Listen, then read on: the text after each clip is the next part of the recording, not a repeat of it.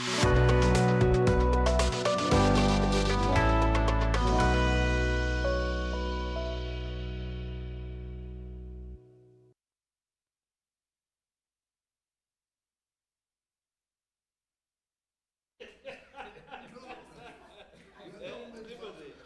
evening and welcome to Behind the Headlines. The conversation has started before we even get into anything. But today we want to be able to focus on something that is closer to home. My name is Timothy Nyangweso and you're welcome, and it's Valentine's Day. We'll be asking the minister some questions about that, but we'll get to that in a short while. We want to look at the rationalization of agencies, departments and commissions. What does that mean for us? NRM approved it in the caucus. Cabinet has also approved it. It is now on the floor of of Parliament, and 157 agencies are at stake right now. What does that mean for us? They say they're cost cutting. Should we be looking at cost cutting or efficiency and effectiveness of service delivery? That's the conversation today, and you can be part of the conversation here on UBC. Go to our YouTube channel, drop your comment there, let us know what you think, or on X, #UBC. Behind the Headlines, let us know what you think. The number is 0709 60 25 92 there. I'll start on my immediate left here. Dr. Sarah Birete, the Executive Director of Center for Constitutional and Governance.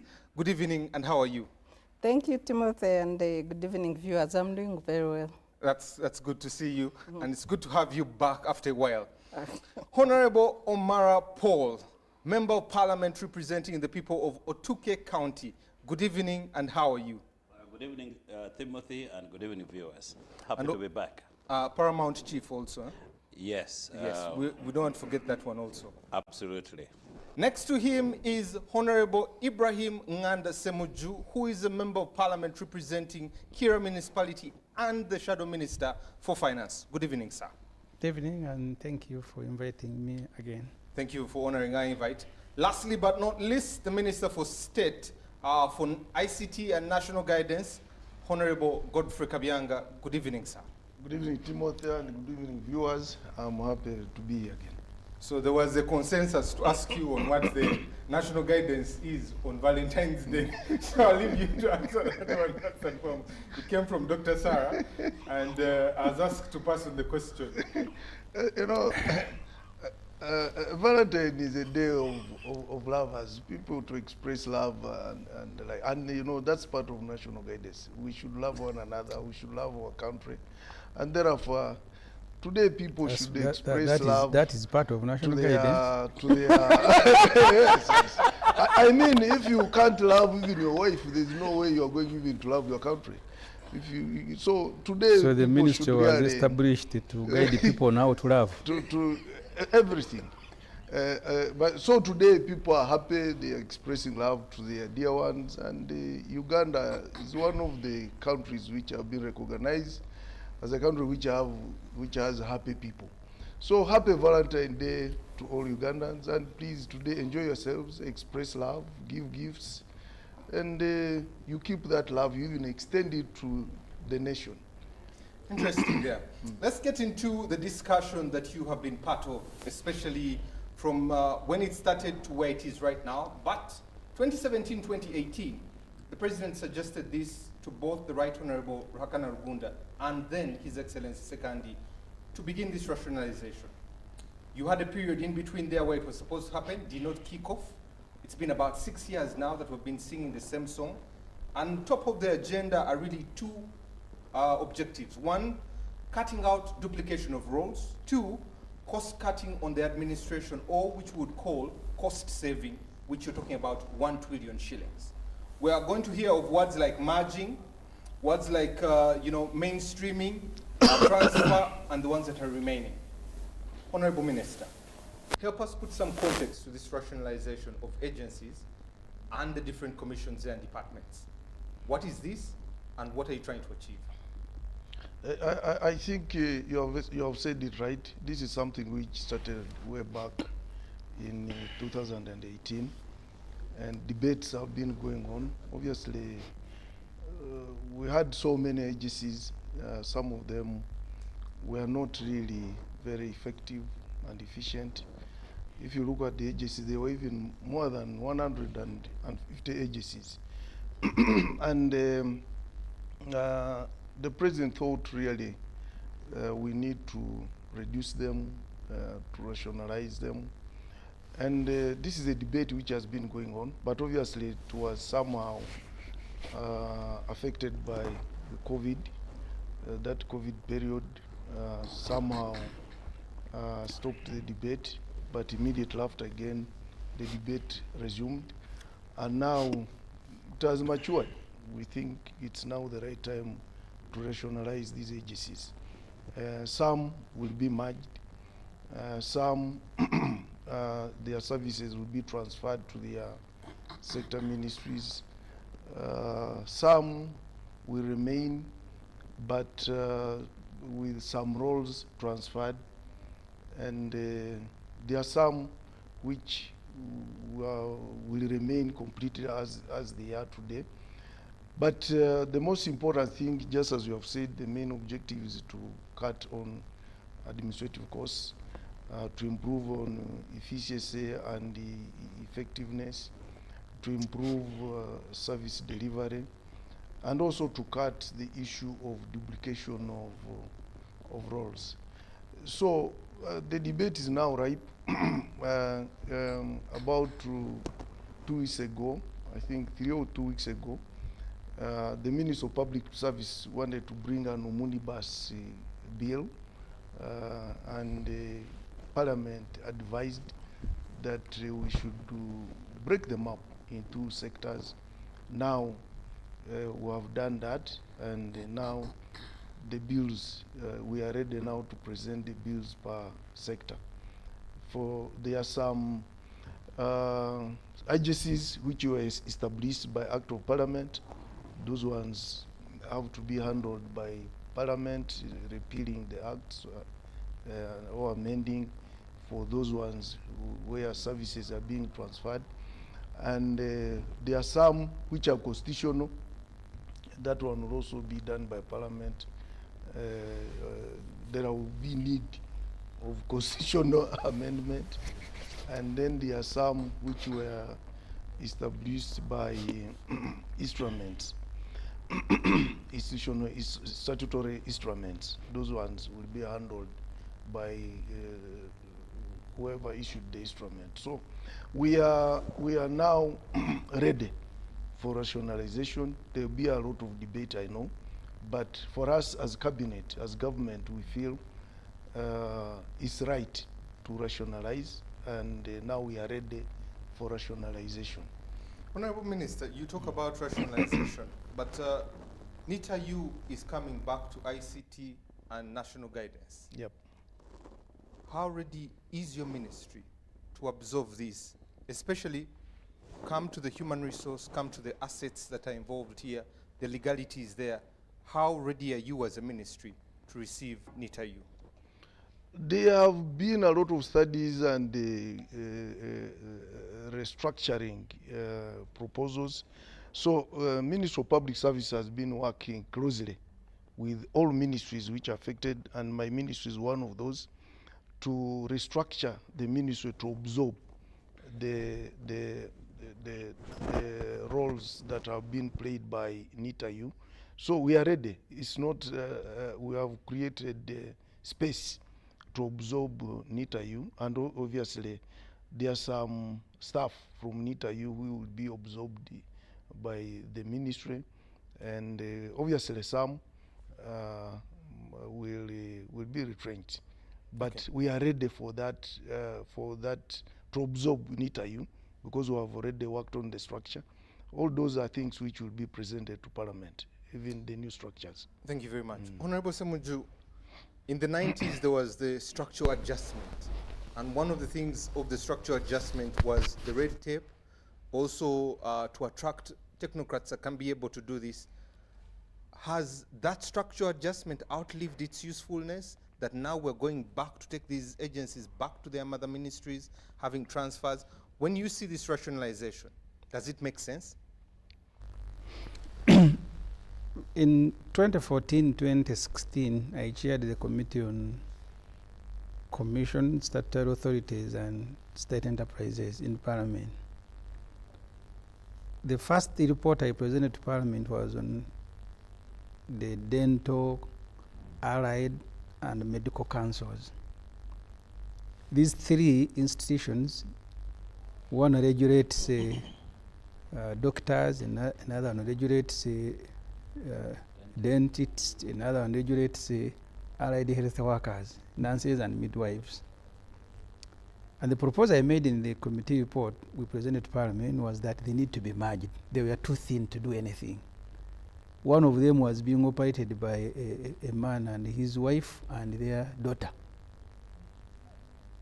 And Dr. Rugunda said actually it was a very good proposal. But also questioned the reason why government disbanded the Uganda Electricity Board, created a generation, transmission, distribution, and after creating them, concessioned out work that they were supposed to be doing to ESCOM, to UMEME. And I am a very big supporter of rationalization. But like many good things, the NRM people, I think once Museveni has taken a decision, they are like school children. They will fall and then go to the library to look for reasons why it must be done. It's not that in their head they believe that actually they are they are cost cutting. I was doing some simple research when you invited me for this show.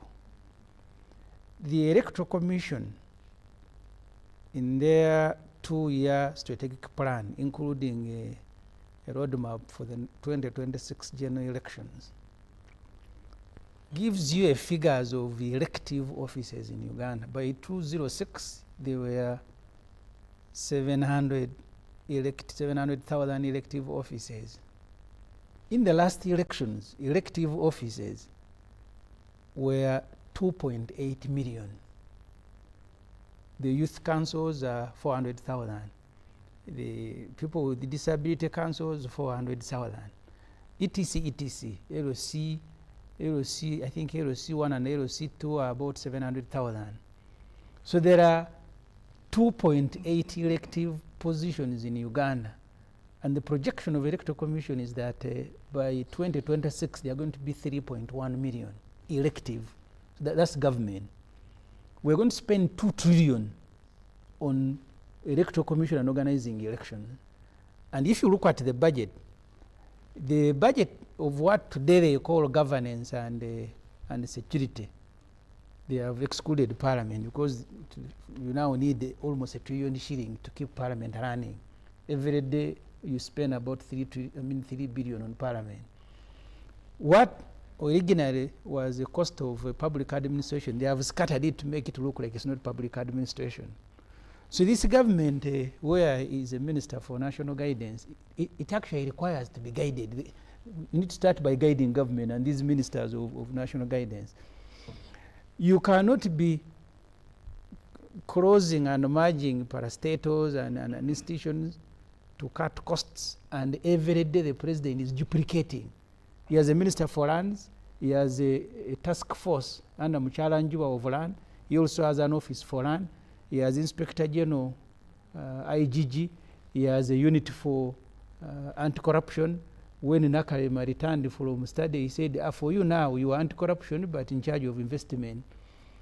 The president employs 1,000 people at his residence, including cooks, room attendant, etc.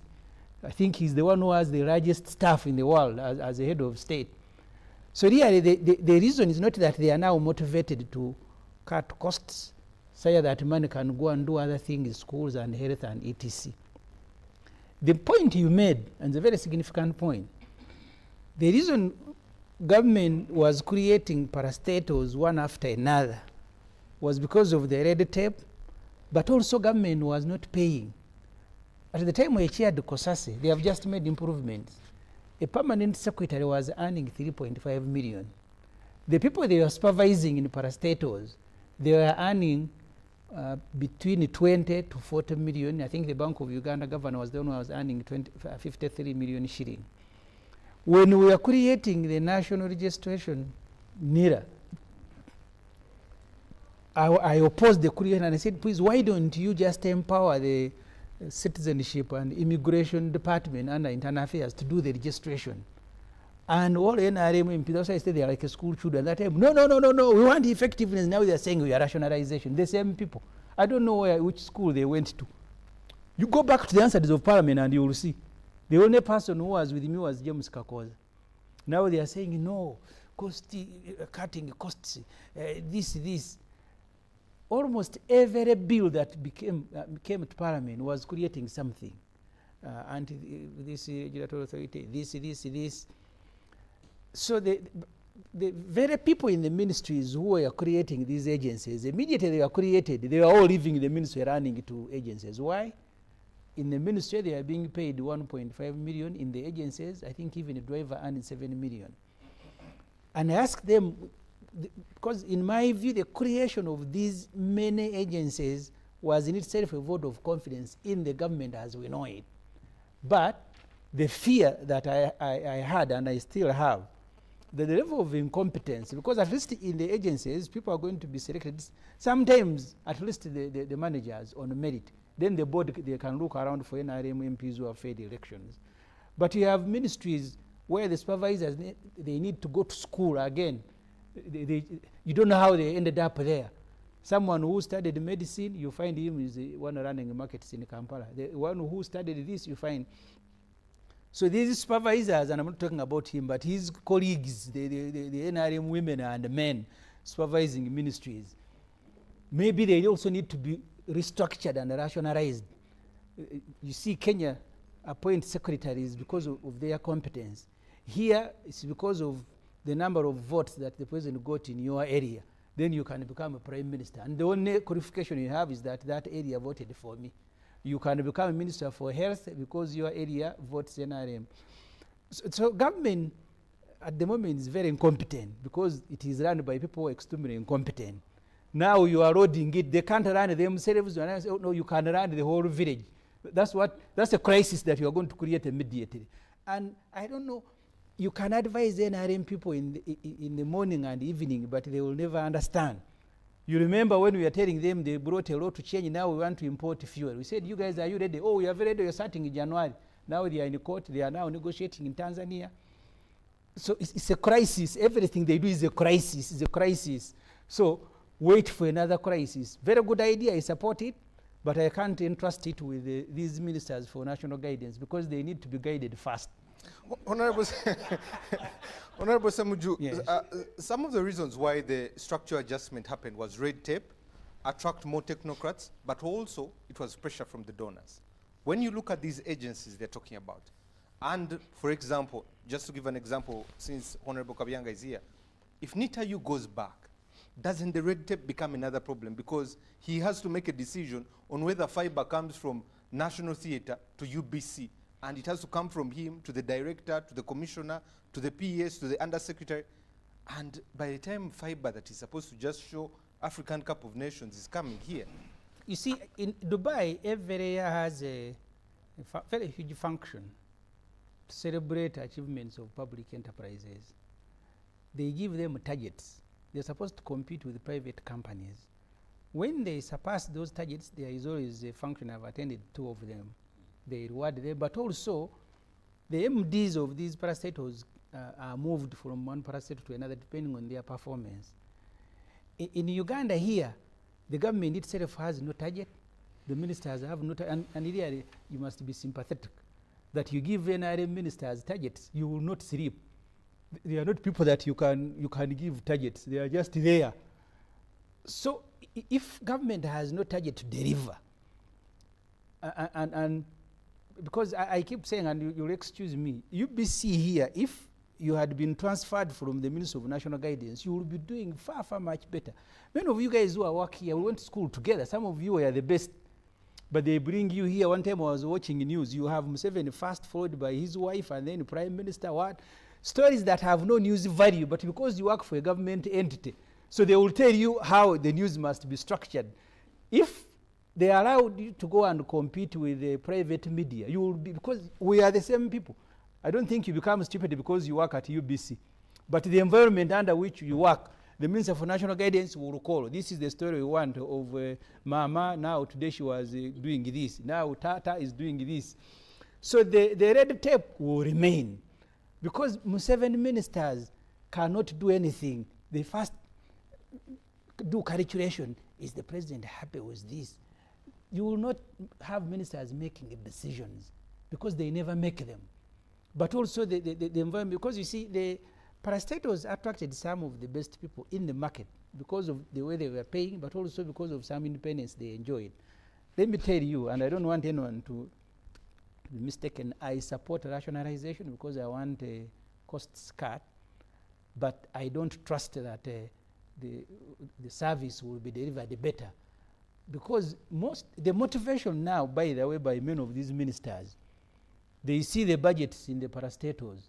They actually scavenging. They want the budgets to come back. They want to be the ones to be making the decision for roads, for every parastatal. That is the motivation by the ministers. For the president, I don't know. Because if the same president who is duplicating, even his own government, ministries are being duplicated in the State House. Every ministry has an equivalent department in the State House, whether for health, whether for education, whether for everything. It cannot be the same president now saying, I want to rationalize because of duplication, because of cutting costs. His motivation, I don't know. But many of these national guidance, the motivation is to now get the budgets of parastatals and begin running them. They want to be the one to give cheats for a road. Because see the performance of ministries. Ministers who can't distribute iron sheet, now you tell them to run parastatals. It's going to be chaos. Thank you very much, Honorable Semuju. Let me come to Honorable Mara. Honorable Semuju paints a very gloom and hopeless picture, Honorable Mara. But when you look at this idea of rationalization, he agrees with it. Yeah. The implementation is where the trick is. Is it feasible? Thank you, Timothy. And it's quite interesting to speak after the Honorable Rosa Honorable Semuju. I think, Timothy, the question we should ask is, how did we get here? I think it's important for us to understand that. Given the fact that when NRM government came to power in 1986, they pursued a policy of privatization and liberalization. And the idea at the time was that the government should not be in the business of running companies, and you need to have a smaller government and to deal with policy issues rather than running companies. So that those policies, although largely driven by World Bank and IMF, at the time, helped government to do a lot of work. Many of the government parastatals and companies were sold, and government became much smaller. But then something drastically happened. In the course of time, we were in the main being funded by IMF and World Bank. And they came up with suggestions. You know, when they come, they look at government, ministries, they say, no, but for this one to run well, we need an authority. Let's have the UNRA to help us run do the road construction.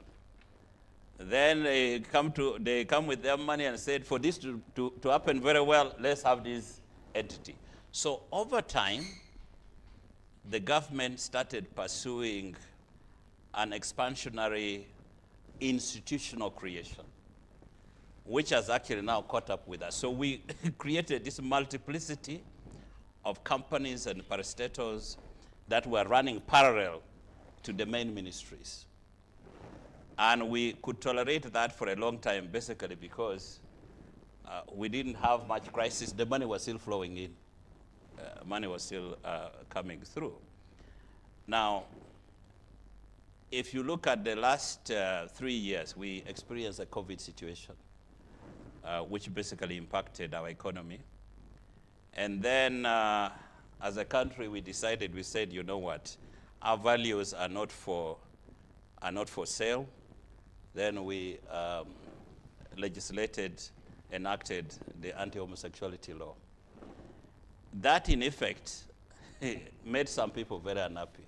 I would give you a key statistics. This financial year, 2023-2024, which is ending in June, the budget support which we have is 2.7 trillion shillings. 2.7 trillion shillings. In the budget framework for 2024-2025, that amount has dropped from 2.7 trillion to 29 billion, almost by 98%. So the monies that we used to receive as a budget support has basically gone down. Secondly, also, the loan, the national debt keeps growing. And if you look at the discretionary expenditure that we have, for this financial year is 25.5 trillion. Projected for 2024-2025, it has fallen down to 21.7 trillion. So over 3-point-something trillion has gone through the window. So if you are seated where President Museveni is, you now begin to say, okay, where is waste? Where is clutter? It is at his residence. Where is duplication? And so when we came to this parliament in 2021, May, after we were sworn in, the message of rationalization started. We actually found it on. And we thought it was going to be done quickly. We are now 3 years into the same conversation. In the financial year 2024-2025, money has been allocated, 79 billion, as severance pay for those that will be affected. So this is an economics. It's no longer a political question. It is purely a budget and economic matter, where you have a budget to meet, and the president was very clear when he made the presentation at Entebbe. He said, as NRM, what we are pursuing as the main pillars is basically industrialization of Uganda. The second is commercialization of agriculture. Third, ICT, and then the fourth, services. And these are centers for wealth creation, for generating wealth. Now, what we need to do as a government is to see how best can we provide support to these centers that are creating wealth. Because for the economy to grow, we need to make sure that there's infrastructure. We need to invest in roads, invest in railways, make sure that we provide skills for the workforce that is required in the private sector. We need to connect the entities for them to function. But here it is a section, this 150-something you're talking about, you look at them and say, are they generating wealth or not? Or they are basically a consumptive sector, agencies. So for him, his argument was, if you are creating money, it's okay. But if you're just duplicating and you're not creating money, then now, in a strategic sense, for us to move forward, is that we now need to rationalize these parastatals and agencies. It's something, by the way, like Honorable Semuja said, is something that I support. During the budget framework paper discussion, as budget committee, we were receiving the reports, the sector reports from the committee chairs. You will find, for example, like where he is seated, ICT. So you'll find that this MDA has a budget for ICT. These other agencies will come, they have a separate budget for ICT. This one, like that, what the chair of the budget committee, we agreed, we said, can the clerk of the budget committee, can you combine all these monies from these MDAs and put them underneath you, under Minister of ICT? Just to avoid, you could see duplications all over the place. Honorable Mara, yes. Shouldn't we be looking at, instead of piecemeal, yes, holistic rationalization? Yes. Honorable Semuju talked about it, government, parliament, the executive. Yes. Because when I do the numbers of what Honorable Semuju is talking about, yes, if by 2026 we're at about 3.1 elective positions, yes, and assumption is let me put an assumption of about 42 million Ugandans. That means for every 14 Ugandans, each of them has one lead. I totally agree with that position. This matter, in fact, when we met the president, and we were very open with the conversation. We had the conversation in Entebbe, and all these issues were raised. We said we should not only rationalize MDAs. We should also look at the size of cabinet. Do we need 81? Maybe we need less. We also looked at 86. Yes. cabinet members are 81. Even the president doesn't know them. They're He 81. keeps calling them Nani. He doesn't know the. Honorable Semuju, we approved the number. The number is 81. So we're saying we look at the size of cabinet. Let's look at parliament. Let's look at presidential advisors. There are 200 in numbers. And then the matter which was also raised with the president is that the worries are that it is okay for us to rationalize. But the big problem we have is that there is inefficiency in government ministries, which Honorable Semuji is raising. So if you have the ministries are clogged, they're inefficient, they are bureaucratic, they are corrupt. So how then do you now mainstream the agencies into those ministries? That's the big question that was put there. And the president indeed said, you know, this is not only going to stop with the agencies, we are going to look at the bureaucracy, the efficiency, because this is about efficiency and effectiveness in public administration. And for example, if you, one of the things that the president pointed out, he said the highest public servant in a ministry should be the permanent secretary. But then you find below the permanent secretary, you have this person called the director. And he actually said he didn't know how they were created, how they came to be. And so below directors, you have the commissioners. So if you pick agriculture, you have maybe commissioner for fisheries, commissioner for crop science, maybe commissioner for mechanization, commissioner for animals. Now this commissioner should indeed be reporting to a PS, but they have to report to a director. So in the proposal which is coming, then the position of the directors will go. So just to answer your question, there should be a holistic outlook in terms of how we are going to rationalize. It should not stop with the MDS. We need to look at the efficiency in government ministries. And then one item which also came up, which is a money saver, is corruption in government. The IGG puts the figure at 10 trillion shillings. Now, 10 trillion shillings is humongous. And the proposal that the president is providing is that with rationalization of entities, agencies, and parastatals, we would save 1 trillion shillings. That's a lot of money. But corruption takes 10. So we now need to deal with 3 big items. The rationalization, which we are looking at now, of agencies. Then we need to bring in efficiencies in ministries themselves. How do we create efficiencies in ministries? And the third, we deal with corruption. So when we deal with those 3, then the future is bright. If we don't deal with inefficiencies in government, we might mainstream these agencies or get rid of them. What Honorable Semuji is warning us about is that the system will get clogged, service delivery will be poor. And one of the issues that members of parliament raised with the president was, for example, REA. REA was mainstreamed into the Ministry of Energy. But members of parliament who represent the electorates are saying, ever since REA was mainstreamed, we don't feel it. Where there were poles put in place, we don't see anybody coming to connect those poles, the wires, and connect electricity to our people.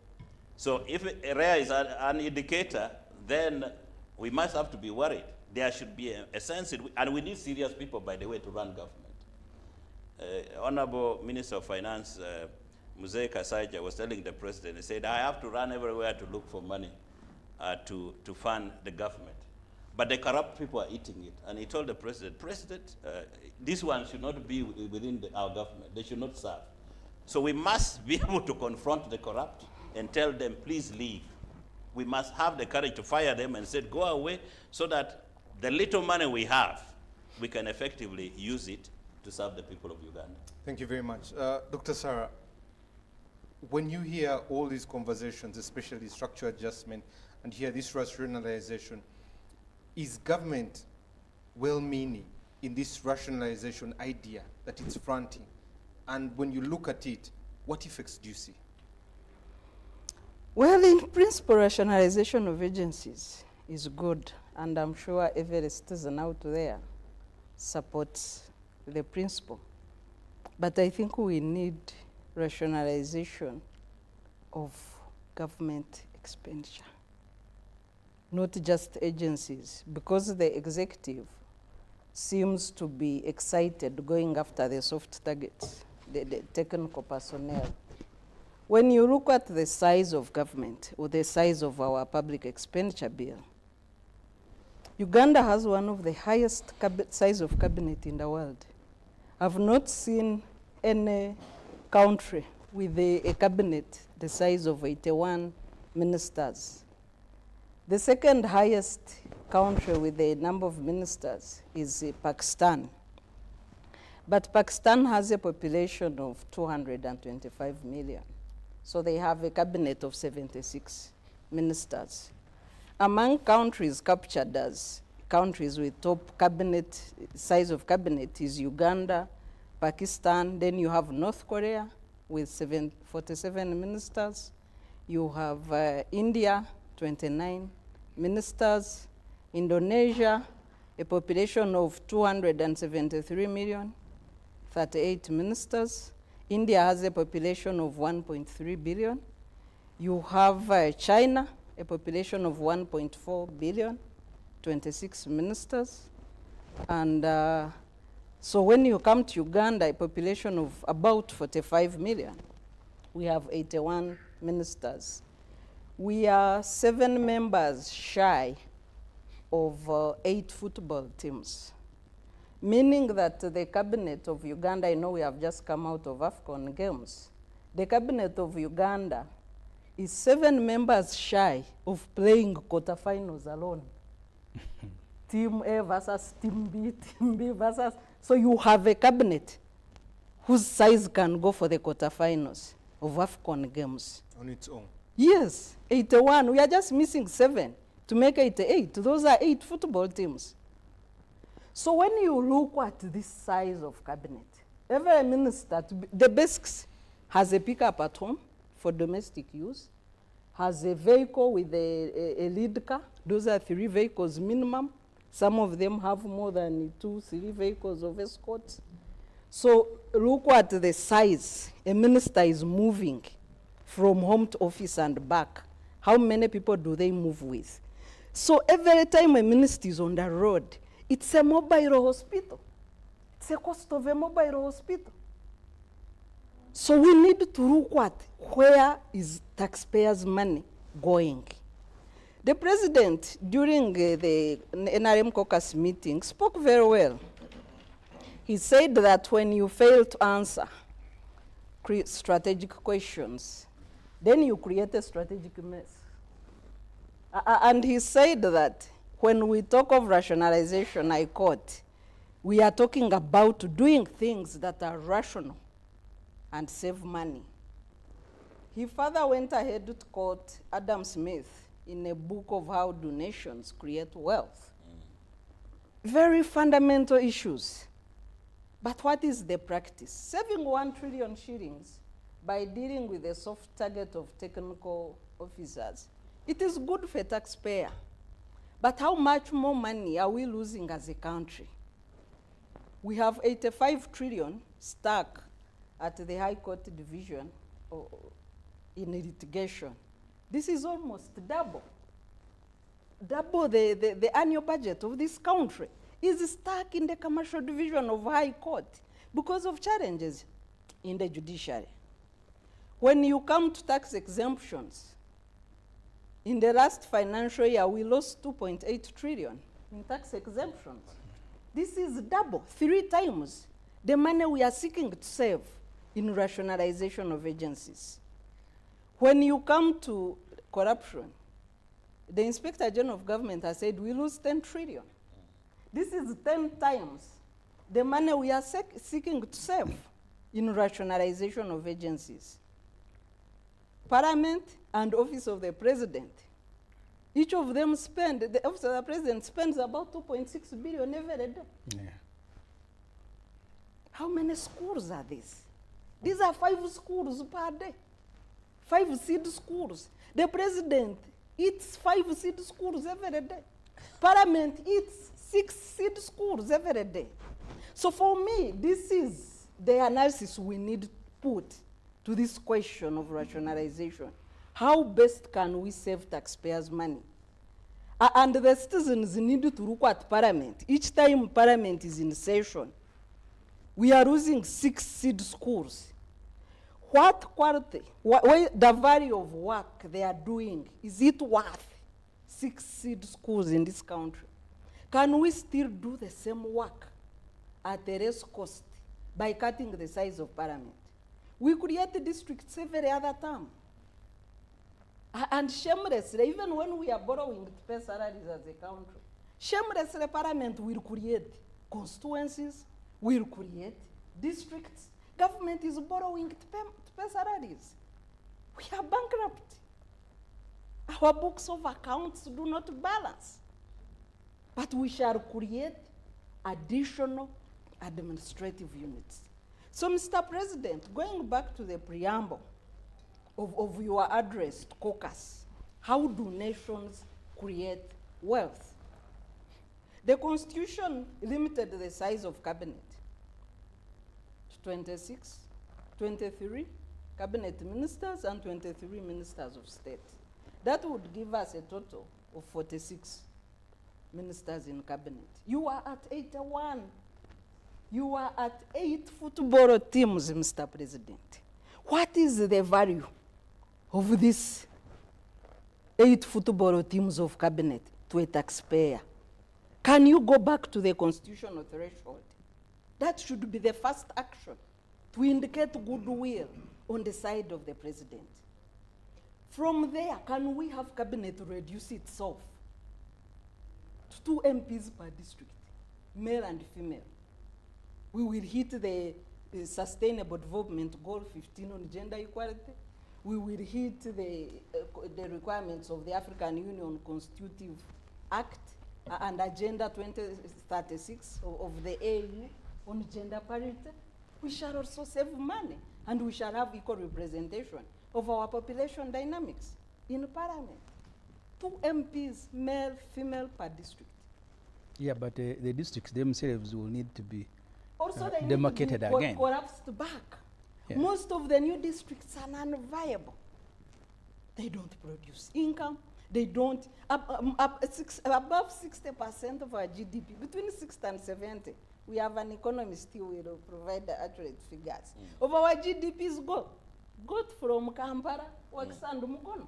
Revenue. Yes, revenues. Yeah. So you have the bulk of these districts just consuming taxpayers' money with less or no production. What is important is service delivery to a taxpayer. We went under decentralization principle, under the slogan of taking services closer to the people. When you look at some of these agencies, like UNRWA, which work with the local governments, one would assume that they are building capacity for the local governments. So when you are taking back these agencies that build capacity, are you centralizing? Are you recentralizing? Has the decentralization principle failed? These are the questions of the day that should be answered. So in my view, Parliament should go for the big tax, the biggest consumers of taxpayers' money in terms of public administration, and cut every item by half. Then we can look at the technocrats who are in these agencies. Why are some of the agencies performing better than ministries? Because agencies work on contract with performance indicators. What are the performance indicators of public servants? The traditional public servants have a mentality of putting a jacket behind the chair and going about your business without serving the entity that employs you. That's why agencies were created, because of the laxity and the mentality of the public servants. Has this mentality changed? Can I provide some information Yes, to you? please. I was with a commissioner in one of the ministries yesterday, and he told me that, you see, me, I earn 2.7 million shillings at my level as a commissioner. Permanent and pension. And I said, but those ones who are in the parastatals, they are earning 20, 30, 40 million. So is this a pastor? So now he's saying that cannot feed me, cannot feed my children, cannot feed anything. So I am forced to go outside to look for. So he's forced to hang the jacket. Oh, he's forced to hang the jacket and go and look for something. So which means we have to look at the salary structures as well for some of these people who are going to be mainstreamed, or even the current existing public servants. Money pay is an issue. True. That's if we had the contract with the performance indicators in public service, at least from the senior level, going upwards to the permanent secretary is on contracts. But Yeah. I know Parliament has censured some permanent secretaries and they are brought back through the technical arm. Incompetence is notwithstanding. So these are the issues we must focus on as a country. Doctor, let's talk about the legalities. Some are by the Constitution, others are by acts of Parliament, others are by company acts or whatever legal regiment is there. How is this going to happen, especially looking at about 2,170 people that are likely to lose their jobs? Well, the legalities will be handled through repeal, and I know the amendment bills. I've seen some of them are ready, like about 8 amendment bills. I think I should be presented to Parliament this week, like the Rationalization Government Agencies on the Education Sector Amendment Bill, Internal Affairs, National Resources and Environment Sector Works. These bills are ready, up to 8 bills that per sector that are merging the agencies under a particular sector. In principle, the merger of agencies is good. And the legalities will be handled by Parliament, which is our lawmaking body. But when you look at the welfare of staff, those who have chosen to join the mainstream public service, are they incorporated with their salaries and benefits? No. So, and at what rank are they absorbed? These are the technical issues that must be addressed. And those who have thought to retire, of course, we need a lot of money to compensate them. In principle, like I have said, the rationalization is good. In my view, if we are to rationalize these agencies, we should choose, first of all, we have non-performing agencies, where people are just collecting salaries and going home. According to Auditor General's report, we have 10 trillion in areas. Yeah. As a government. Domestic area. Domestic areas in rent and some of these utility bills. We owe 10 trillion. Meaning that there are agencies that rent premises, that cannot even afford rent, that are not paying their utility bills. There's a time National Water, I think, disconnected some agencies, including hospitals, creating a crisis.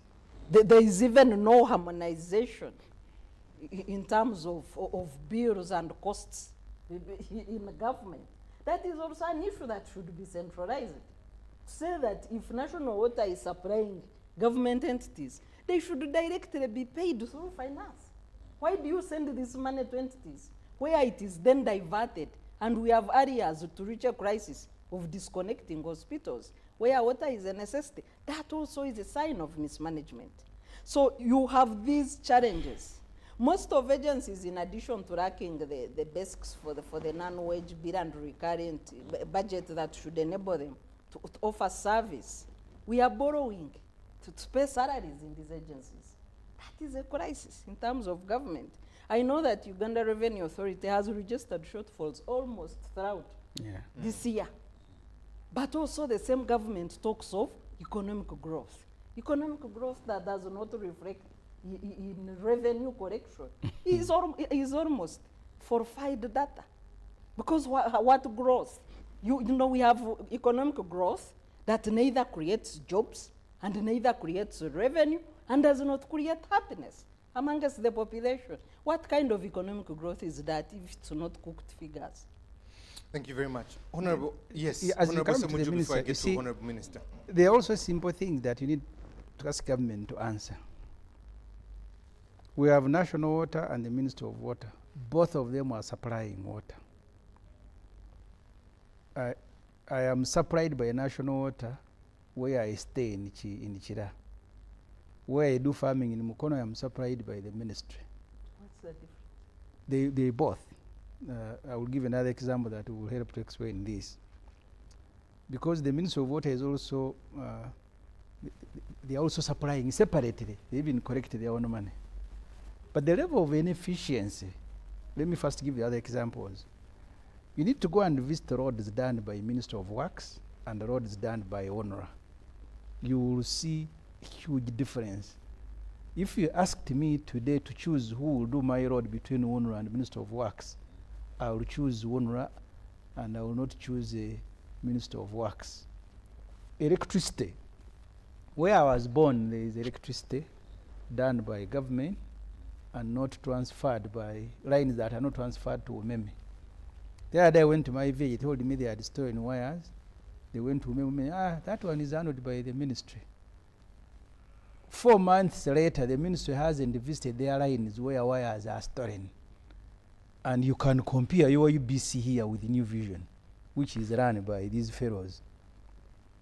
That's why in Parliament I had suggested they need to transfer it to New Vision immediately. So this government has not exemplified. Why not New Vision to UBC? But for you, we give you a budget every year because you're not making any money. You're not giving New Vision any money. So if there is anything for you, I will close you immediately. If rationalization is really something government is taking serious, we give you money in the budget with the Omara here. Yes. We don't give New Vision money. So who should I close first? So these examples of water, electricity, and roads and information is what you should expect when you transfer. And please mark my word, I support rationalization, but wait for the crisis. Roads done by UNRWA are fantastic. Roads done by Works are breaking. You can come to Chira. I have about 4 roads that recently done by Works. There are potholes there hardly here. I have told you water, I have told you electricity, I have given you an example of UBC and New Vision. So, and we are not going to create angels because you see, the starting point is to look at the human resource. I said, for me, anyone who cannot get a job in a private company, you have no place in my government. And that's how I was judging the Prime Minister, and people thought I was being abusive. If you can't get a job, you are in the ICT sector, and MTN can't employ you, please, you can't be my minister for ICT. What will you be doing there? Very simple. You can't get, no private company can employ you. Please don't knock at my door that you want to work for government because you are competing for the same thing. But this government doesn't ask for qualification. Of late, we have even people, president pleading with parliament to pass people with no qualifications. This cabinet you see here has people who don't even qualify to be nursery teachers. Now they are the ones who are taking parastatals to run them. Very good idea, but it's going to land in the wrong hands, and this country should be braced for a crisis as soon as that happens. Honorable Minister, even as we get into the last leg of this hour, the biggest question is, especially taxpayers' money, getting value for money. A lot of things talked about corruption, exemptions, a lot of money there. Low-hanging fruit. Why aim for rationalization of agencies that are working and not this low-hanging fruit? I think we are going to sort out one thing at a go. For instance, corruption, we are fighting corruption. There are so many civil agencies which are in place and are fighting corruption. And the fight of corruption will continue. And it needs a concerted effort. It will not be a minister or the president to fight what? Corruption. The president said I'm happy. those who stole about was subversion under NRM code. I'm happy that Parliament itself has exposed what? Corrupt people. And they are doing well as far as fighting corruption is concerned. all those committees of parliament, they're exposing corrupt people. And some of them, some of these agencies have used the reports of parliament to take the corrupt to court. And there are some who are battling cases in court right now. There are some who have been convicted. There are some, because of lack of sufficient evidence, they jump the bail. So me, I think that one should be a concerted effort by all of us, the fight against corruption. And it's not ministries only which are corrupt, even those agencies. There is corruption even in what? In these agencies. So we are going to fight all those diseases. The issue that there is dysentery, I think as the president has said, you cannot say if there is dysentery and cholera, you say let us first fight cholera and leave dysentery to continue. Not at all. You have to fight all those epidemics at a go. Now, rationalization is one of the things we should really put our efforts on, and I'm happy that all of us accept that rationalization is good. But I think we don't concede on how should we rationalize. But we have all accepted that rationalization is good. Now what we disagree on is the how. How do we rationalize? And that one is a very nice debate. For us as a cabinet, we think, let us start with agencies. We rationalize these agencies and see how we cure the problems in these agencies. What my brother Semuju is saying now, to come back to the ministries, and there will be a lot of red tape, and then ministers will write cheats. Even now I can write a cheat to UBC, because I'm the one who appoints the MD of what? Of UBC. I appoint the chairman board and the board. I also appoint... But we have had the agencies defying ministers. If you remember Kajina and Byabagambi, over the construction of the Chibuye arm of the Mpigi Expressway. Byabagambi saying, let's get people who are doing Entebbe Expressway, and she said, no, we must go through advertising. Yes, and then that's good. That means you have people who can defy authority. We can even have a PS who will defy a what? A minister. That is it. But what I'm trying to bring out, still I can instruct the MD of UBC because I'm the one who appoints him. So I think that one shouldn't be really a very big factor. I think what we need is, if these agencies are streamlined, do we have honest people to run it's about the human resource. Exactly, it's about human resource. But let us first rationalize and save that, save that expenditure, so that it can do something else. And then we can look at now the human resource. Are these ministries led by capable people? No. That would be another another story. But what I'm saying is, look, all these ministers,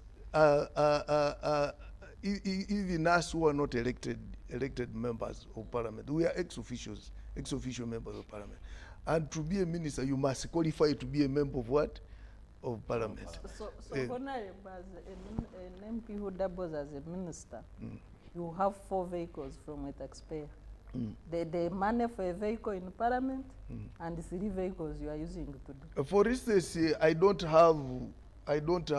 only 1 vehicle as a minister, and the vehicle I got from parliament, from money I was given by parliament, which all of us here. But for you, they gave you money as who? As an ex-official member of parliament. Because parliament is supposed to drive me back to my constituency. Yes, I also have a constituency. So you have double transport. No, I have a constituency, State House. But This you is have my a double. constituency. and for you drive to Chira, me I drive to Entebbe. We can discuss the... And I get mileage also to drive me to what? To Entebbe. And I have you a see, constituency I the represent. trouble, Yeah. you can even be sacked 6 months, but Yeah. you will go with the parliamentary. MPs are not going to be sacked No, because they have at least a contract of 5. And I'm not saying, Yes. I'm not justifying giving MPs money to buy a car. Mm. But an MP at least has a contract of 5 years. Yes. For you, your contract can be even 1 day. But, You but, pick but money why from does Parliament, Parliament give It you can money be. It can to be one day. ex-officials who are given But- a vehicle in Okay, Parliament? let me, But- Honorable Minister, Yes. one of the biggest concerns Crazy. is the public outcry, Yes, especially for efficiency and effectiveness of service delivery. Yes. One is that people are going to lose jobs. Two, we see what Honorable Semuju has spoken about as a crisis. Do you see what he's seeing, even as we draw to an end? Oh, you know, Honorable Semuju, what he's talking about, obviously, Honorable Semuju has a lot of exaggerations. but, but obviously, when he talks about corruption in government, I see it. And we have been here with you, we have been here with the Honorable Mara, I concede on matters of what? Of corruption. And we all agree, even the president agrees, that corruption is eating up this country. And what we are trying to do is to see how, if we rationalize, first of all, we are going to save some money. But can we also control corruption? Because there is also corruption in what? In agencies. How do we manage all that corruption, even when we have rationalized? It is something we should all think about as Ugandans and try to really fight hard to ensure there is efficiency in government, and not necessarily in the ministries, but even in Parliament itself, there must be efficiency. Lastly, Honorable Mara, so that we take a break. You see, he's talking about corruption.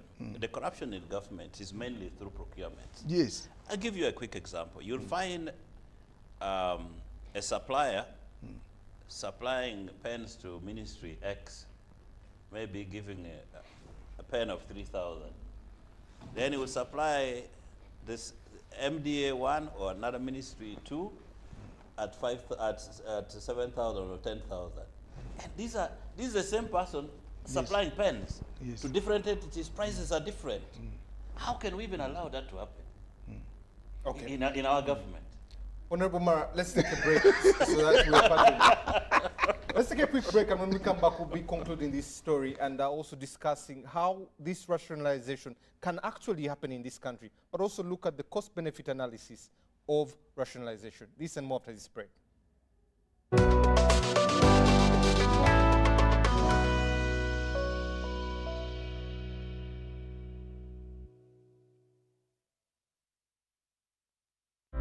ebiseera by'okuzaayo abaana mu masomero tebiteekwa kukaluubiriza n'akatono. Eno kusimba nnyiriri mpanvu kano kalippagano ka bidduka simanya kuzunga na banka siripisi.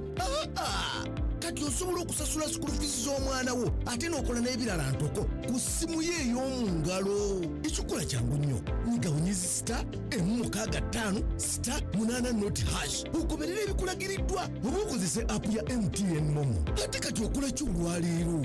MTN Mobile Money Uganda Limited erungamizibwa banka enkulu eya Uganda.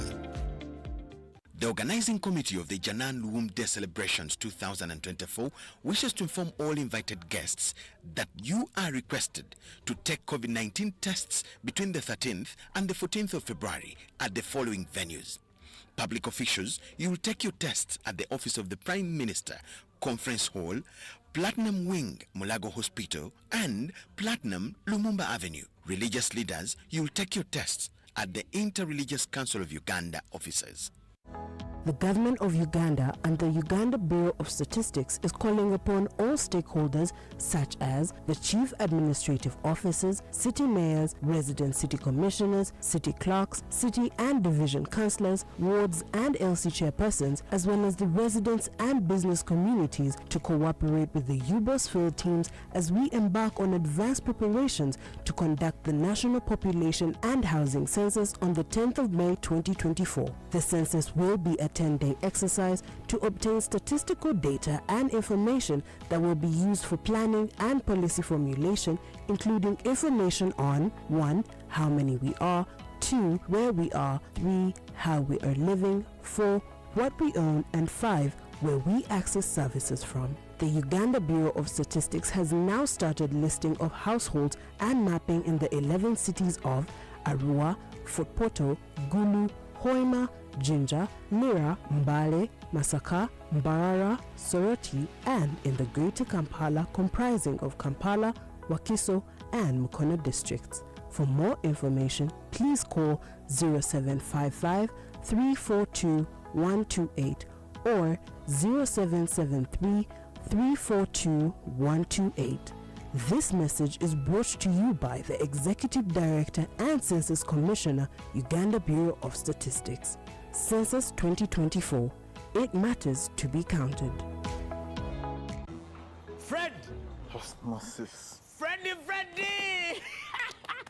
Fred Dollar, my boss, CEO Inojo, the general of generals, the conqueror of conquerors, the first and the final, the sky above the skies, the promised land, the terms and the conditions, the international king crocodile, the source of the Nile.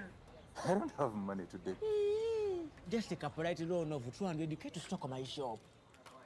The signs and symptoms of success, the bank commander, not the bank teller. Why hassle for a loan when you've got MTN Momo? We're sorting it. Use the Momo app or dial *165*5# for all quick loans. Choose from the different loan options from our partners and get one that works for you. Together, we're unstoppable.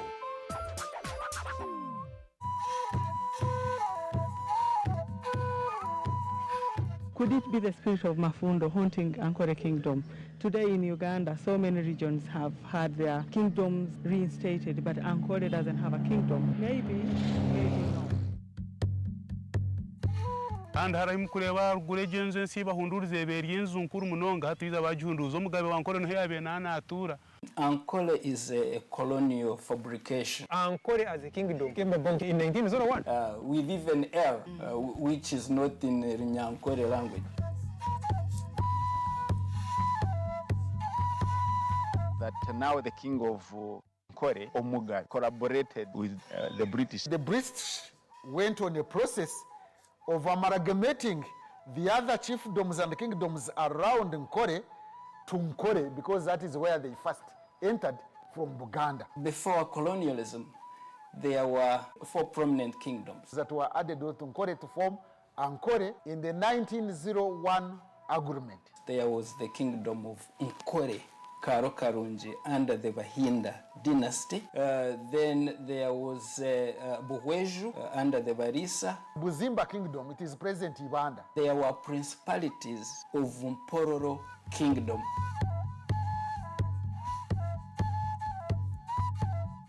Ankole, Uganda, and all these so small kingdoms were counties of the original Itara. Ruhinda, Ruanjunachi, who was a Mtrezi, the son of Wamara Rhanja Njojo. He produced a son called Nyaika, and that starts the rulers of Ankole called Bahinda.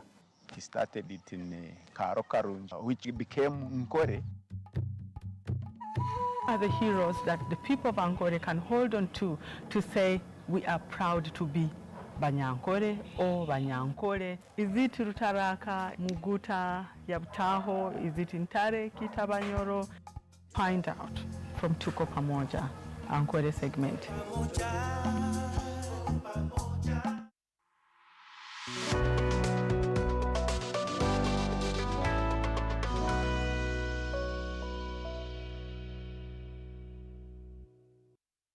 Break here on Behind the Headlines. Even as we get to the last leg, off air, the discussion keeps going and we keep discussing everything rationalization. My name is Timothy Nyangweso. I'm joined by Dr. Sarah Birete, Honorable Omar Paul, Honorable Ibrahim Nganda Semuju, and the Honorable Minister Godfrey Kabyanga. We're discussing everything rationalization, especially if it can be effective and efficient to the public concerns. Let me read some of your feedback coming through. Opio Michael from Buyikwe Town. I do not support opposition, but I concur with Honorable Semuju. In the matter of government, should stop employing people with political affiliations, but people with the level of competences, okay? Alan Shaka Orlando from Karamoja says, reorganizing is very okay, but the challenge is that we have campaign posters of ministers.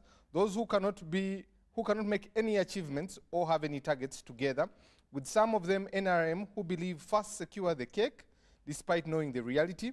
The frontliners should have parliament, but unfortunately, we no longer have effective legislators legislating some of the critical issues. Instead, they're after creating war among individuals. Wilson from Muyenga, Honorable Semuju is spot on.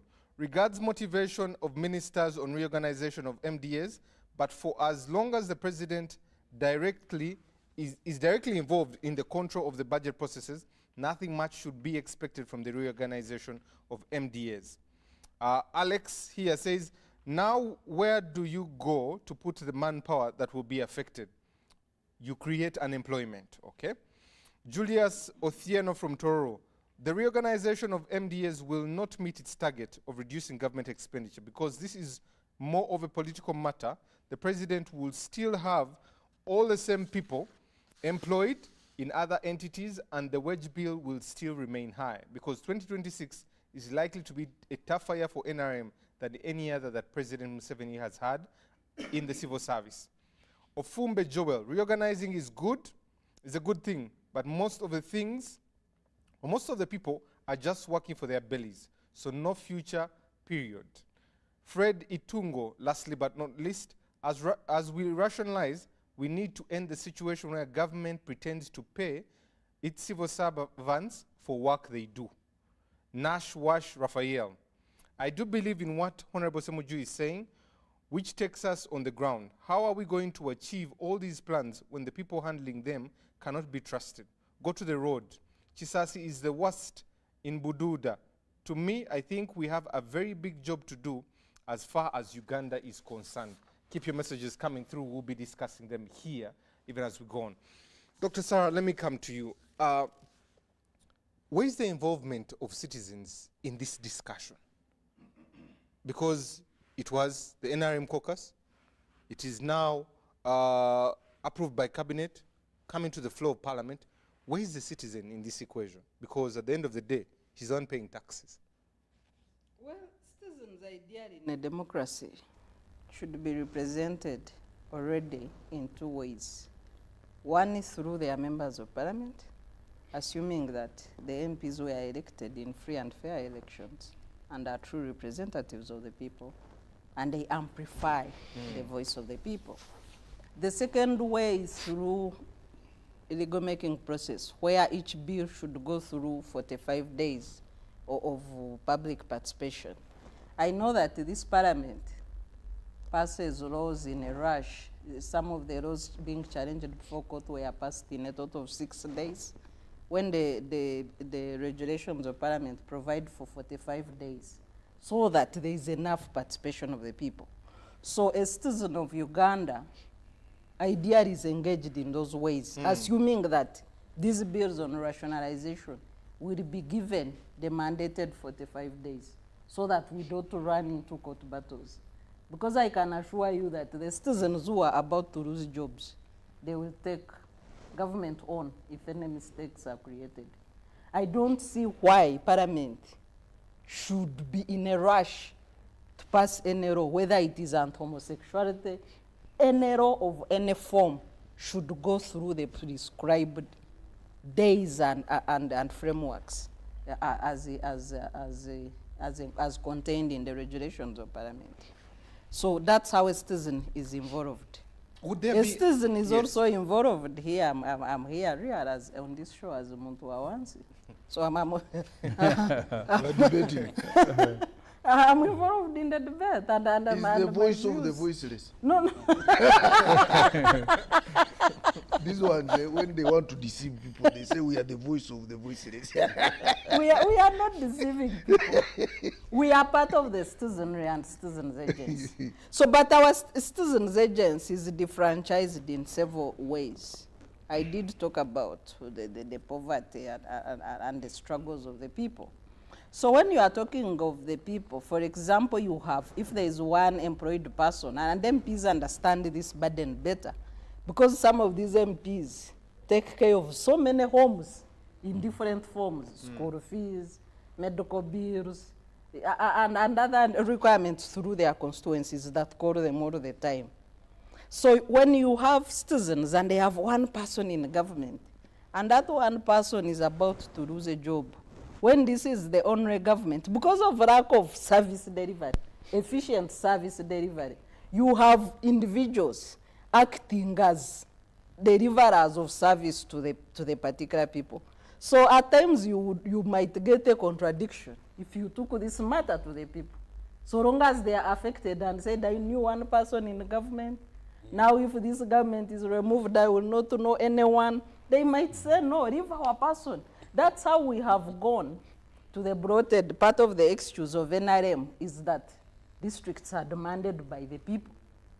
Yes, people might demand districts because it's the only way they know that can deliver service, because other forms have collapsed. But what is lacking is leadership. Leadership that would tell the people that what they need is a hospital, not a district. What they need is a road, not a district. What they need is a school. We have schools who are reared in shambolic structures and in bad shape, and the government does not have money to facilitate education as a public good. Instead, we are wasting it on these bloated structures where Parliament eats 6 seed schools every day. These are schools, because we are saying we need a seed school per sub-county. Parliament, in 2 days, would provide enough seed schools in a district. If you say the Parliament first go home, because of the money they spend, they are bloated in nature. I'm not saying Parliament is useless, but we can do the functions of Parliament with a linear, efficient structure, not the bloated structure of about 558 MPs. We don't need them. Is there a place for consultation, especially for citizens to have their input in this rationalization of agencies, especially looking at the end of it, they're receiving a service? Let the legal and parliamentary affairs committee of parliament go and conduct consultations in the districts or regions. This is part of how parliament is supposed to function. But because the leadership has its own agenda, sometimes they bulldoze these processes. Parliament is not supposed to be confined in this building. It is supposed to be part of the people. Parliament belongs to the people. Part of these consultations should go and sit in selected districts and get people's views. But they are confined here in buildings, and sometimes people are not even given space to share their views. Can I provide some information to Dr. Sarah? Timothy, we agreed that these bills will be brought to Parliament in clusters. For example, under Minister of Finance, you might have entities that are supervised by the Minister of Finance. Those bills will come through Parliament, and it will be handed over to the Committee of Finance. Now, the Committee of Finance will process that bill. And during the process, the invitations will be made to the public to come and air their views. Either you write a memorandum or a petition as an individual or a group of people. They will come before various committees. Also, Parliament, the committee can go and consult people. Yes, the committee can go. That's what I'm talking about. The committee can go. The committee can invite the public to come. Yes. If they cannot go, if you know we are talking about money, I don't know many sectoral committees that will handle all those various bills, but they might actually invite people to come where they can travel outside. They should be able to consult broadly before we come back and process the bill. Yes, but there are also challenges of how Parliament functions, and the MPs should take it up. For example, I saw a withdrawal of parliamentary vehicles from a leader of opposition and his team in the field, and they had to jump in taxis. So what kind of parliament are you people serving in? Doctor, before I get to Honorable Mara, any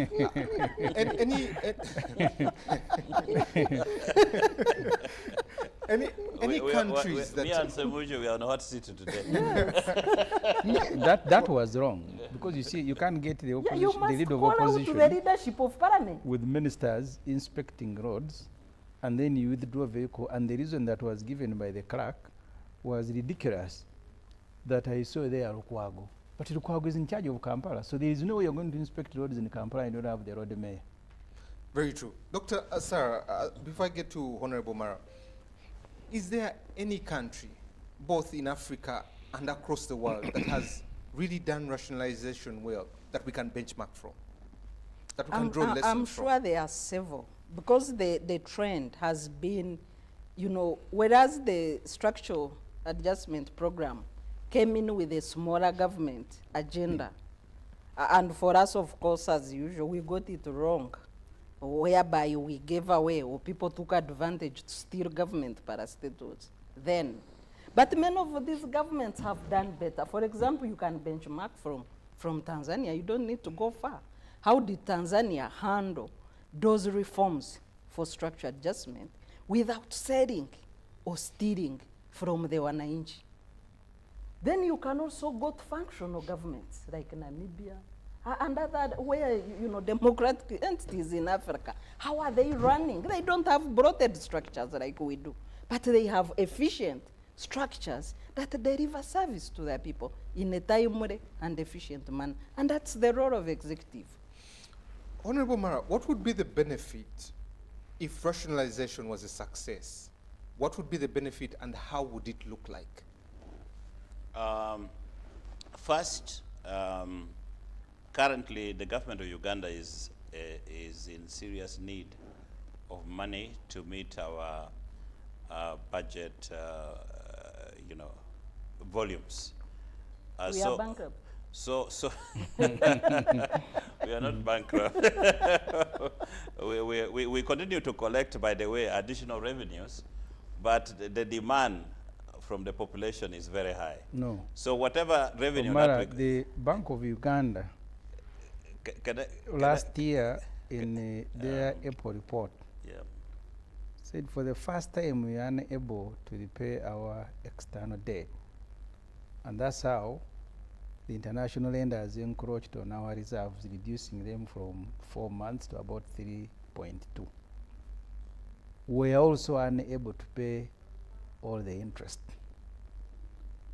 Governments don't collapse because they don't have money. You remember the complaint in Parliament, the releases that had been made were releases just for salaries for some departments. You come and hang your jacket and go home because there is no money to facilitate you to do anything apart from your salary. For me, actually, I think we are bankrupt. I think that comment is not correct. Uganda has never defaulted on our external debt. We have been restructuring. Uganda has never defaulted on our external debt. Why are you capitalizing Bank of Uganda every year? Let me explain to you. I have some knowledge in the area of finance, so if you could hear me out. The Bank of Uganda is mandated, among other things, to make payments of external debt on behalf of the government of Uganda. Mm-hmm. So on a daily basis or a monthly basis, Bank of Uganda, using various monetary instruments, would build our reserves. And the reserves are there mainly for a number of things. If we are attacked by a foreign country, we can use our reserves. We can use our reserves to manage monetary policy, that is exchange rate and so forth. Third, disasters. If there is a huge disaster, we can go and take that money. And most importantly, managing government imports, including external debt. It's a mandate of Bank of Uganda. But I want to come to the point which If I may ask you on the point you're saying, Honorable. Yeah. Is it true that since 2019, our reserves have been shrinking? It's from 6.9 trillion? So reserves shrinking is another debate. It doesn't mean we are bankrupt. What happens is that if the external debt matures, Bank of Uganda is mandated to pay that debt, even using our reserves. If government has not had enough tax collection, they will take a default. We are okay. They will take a default on We our reserves. okay. So the reserves will come down. down. To labor, we are okay. But we are paid. Then we begin to build that later on. So I don't think we should use the word bankrupt. So what word should we use? No, I want to learn because he said he's a financial expert and agree. So can he tell me which word we should use? If you can't pay interest on the money you borrowed from commercial bank, but that's why I'm saying we have never defaulted. You go to Zambia. We should say you go to Zambia. No, I want only one thing from you. Which word do I use? Now you can use bankrupt on Zambia, where you are completely. Uganda. No. Which word do I use? You see, the World Bank, IMF, actually refused to give more money to Zambia on account that they are defaulted on the foreign debts. Now for us, we have never defaulted. The only punishment which we are being given is homosexuality law, but we are paying our debts. There is no country or multinational agency or IMF or World Bank that is complaining Uganda but we have been restructuring debts. Honorable, let's come back. that is a fact. Let's stick with the facts so we can do politics, but that's factual. I am here also to learn. Tell me which word do I use. If Bank of Uganda in a report says we are unable to pay interest, we are unable to pay foreign debt, and as a result, we encroached on our reserves. Which word do I use? I think the person who would have used that word also would have misapplied terms. Because if you say we are unable to pay our national debt, the reserves is our money, it's not anybody's money, it's our money. But you see, in a home, if you begin selling a mattress and a bed, you can't say you are doing very well, because the mattress and the bed is yours. But if you are a husband, you turn up and tell your wife, let me carry the bed and the mattress to pay the debt. Honorable, if you have... that's what we are doing. No, if you have, let me say, 500 million on your account with the bank, but you have been paying school fees using your salary, and on this particular occasion, your salary is committed to other things, and you go and pick part of the 500 million to go and pay fees, would you call yourself bankrupt? Yes. No. But let me answer your question. Benefits of this rationalization. Yes. Especially on service delivery. Can you give me the word delivery? I could use? I don't want to sound ignorant again when I am a financial expert. Tell me which word do I use.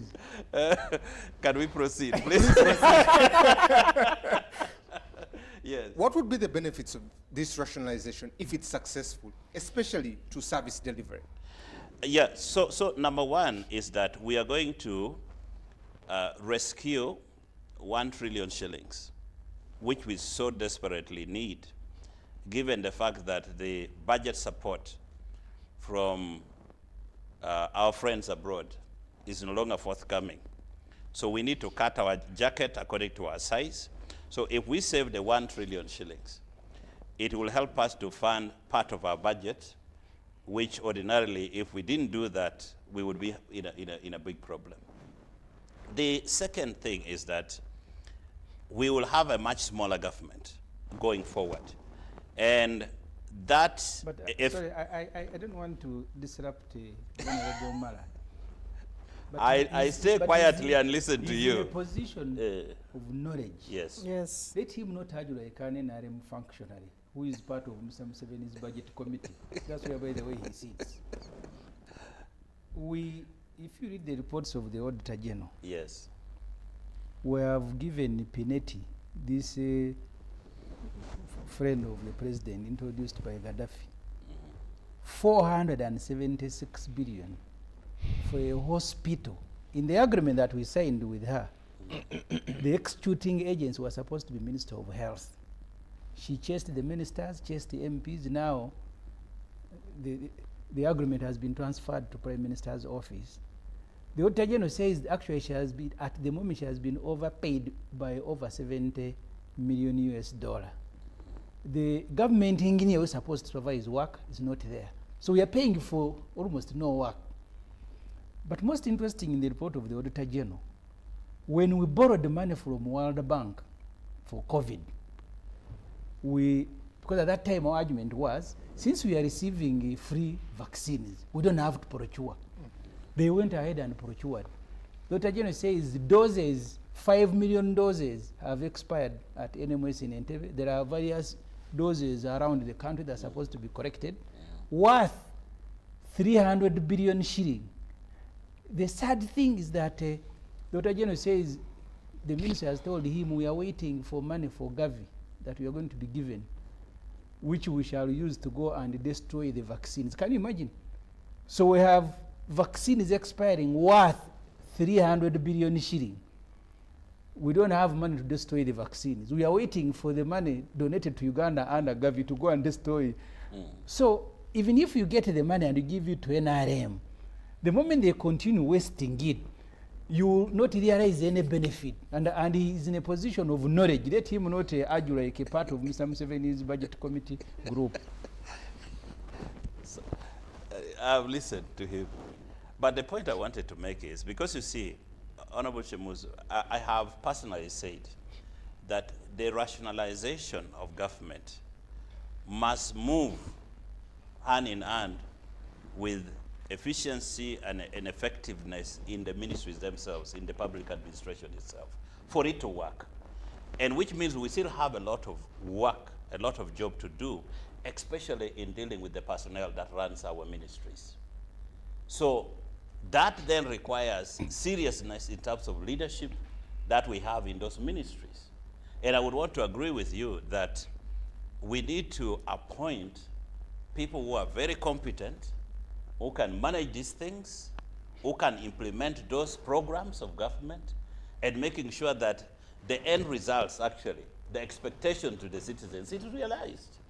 But what I think he had asked is that, what are the possible benefits that will accrue as a result of the rationalization? And I think that's the point I wanted to make.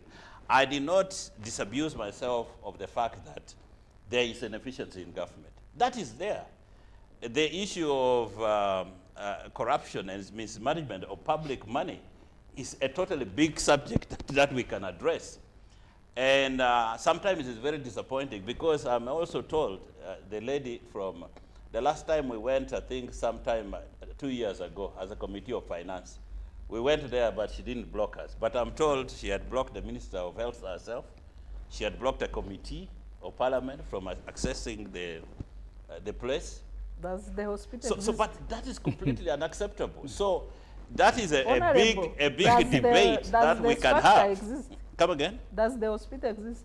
I have never visited it, I think more than 2 years ago. I don't know what is there now. But if we have spent over 400 billion already. 476 billion. And remember, in the supplementary, we gave the Ministry of Health 2 billion shillings. To go and inspect, but she has been stopped from accessing. So she will be used, she will use the money. There is what they call the honors engineer. Our own engineer that should be going to the site and be doing that. When was it? His chest? Read the report of Auditor General.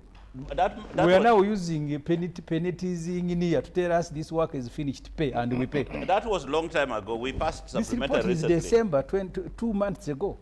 So that is really unacceptable. I mean, that we can, as Parliament, discuss it, and we relevant committees can still go and see it. They were chased, the relevant committee. But the point is, let me answer the question, because I need to listen to the moderator more so that we can have this debate. Has also been a moderator. Yes. I'm giving some concerns that are actually raised. The committee went anywhere. Especially when you hear what Dr. Sarah said and what Honorable Semuju is saying. Yes. Come tomorrow. Yes. The Honorable Minister of Education is going to announce S4 results. Yes. And those are 700 children that are going to come out of there. If Parliament is eating 6 seed schools every day, and the executive is about 5, the presidency, and looking at S1, what went through with the drama and the circus there, can rationalization guarantee service delivery, the effectiveness and efficiency we're talking about? You see, as the President said, this is a very important strategic decision that must be made at this particular time. So 1 trillion shillings is a substantial amount of money. If we can get that money, we can deploy that money in health. We can deploy that money in education.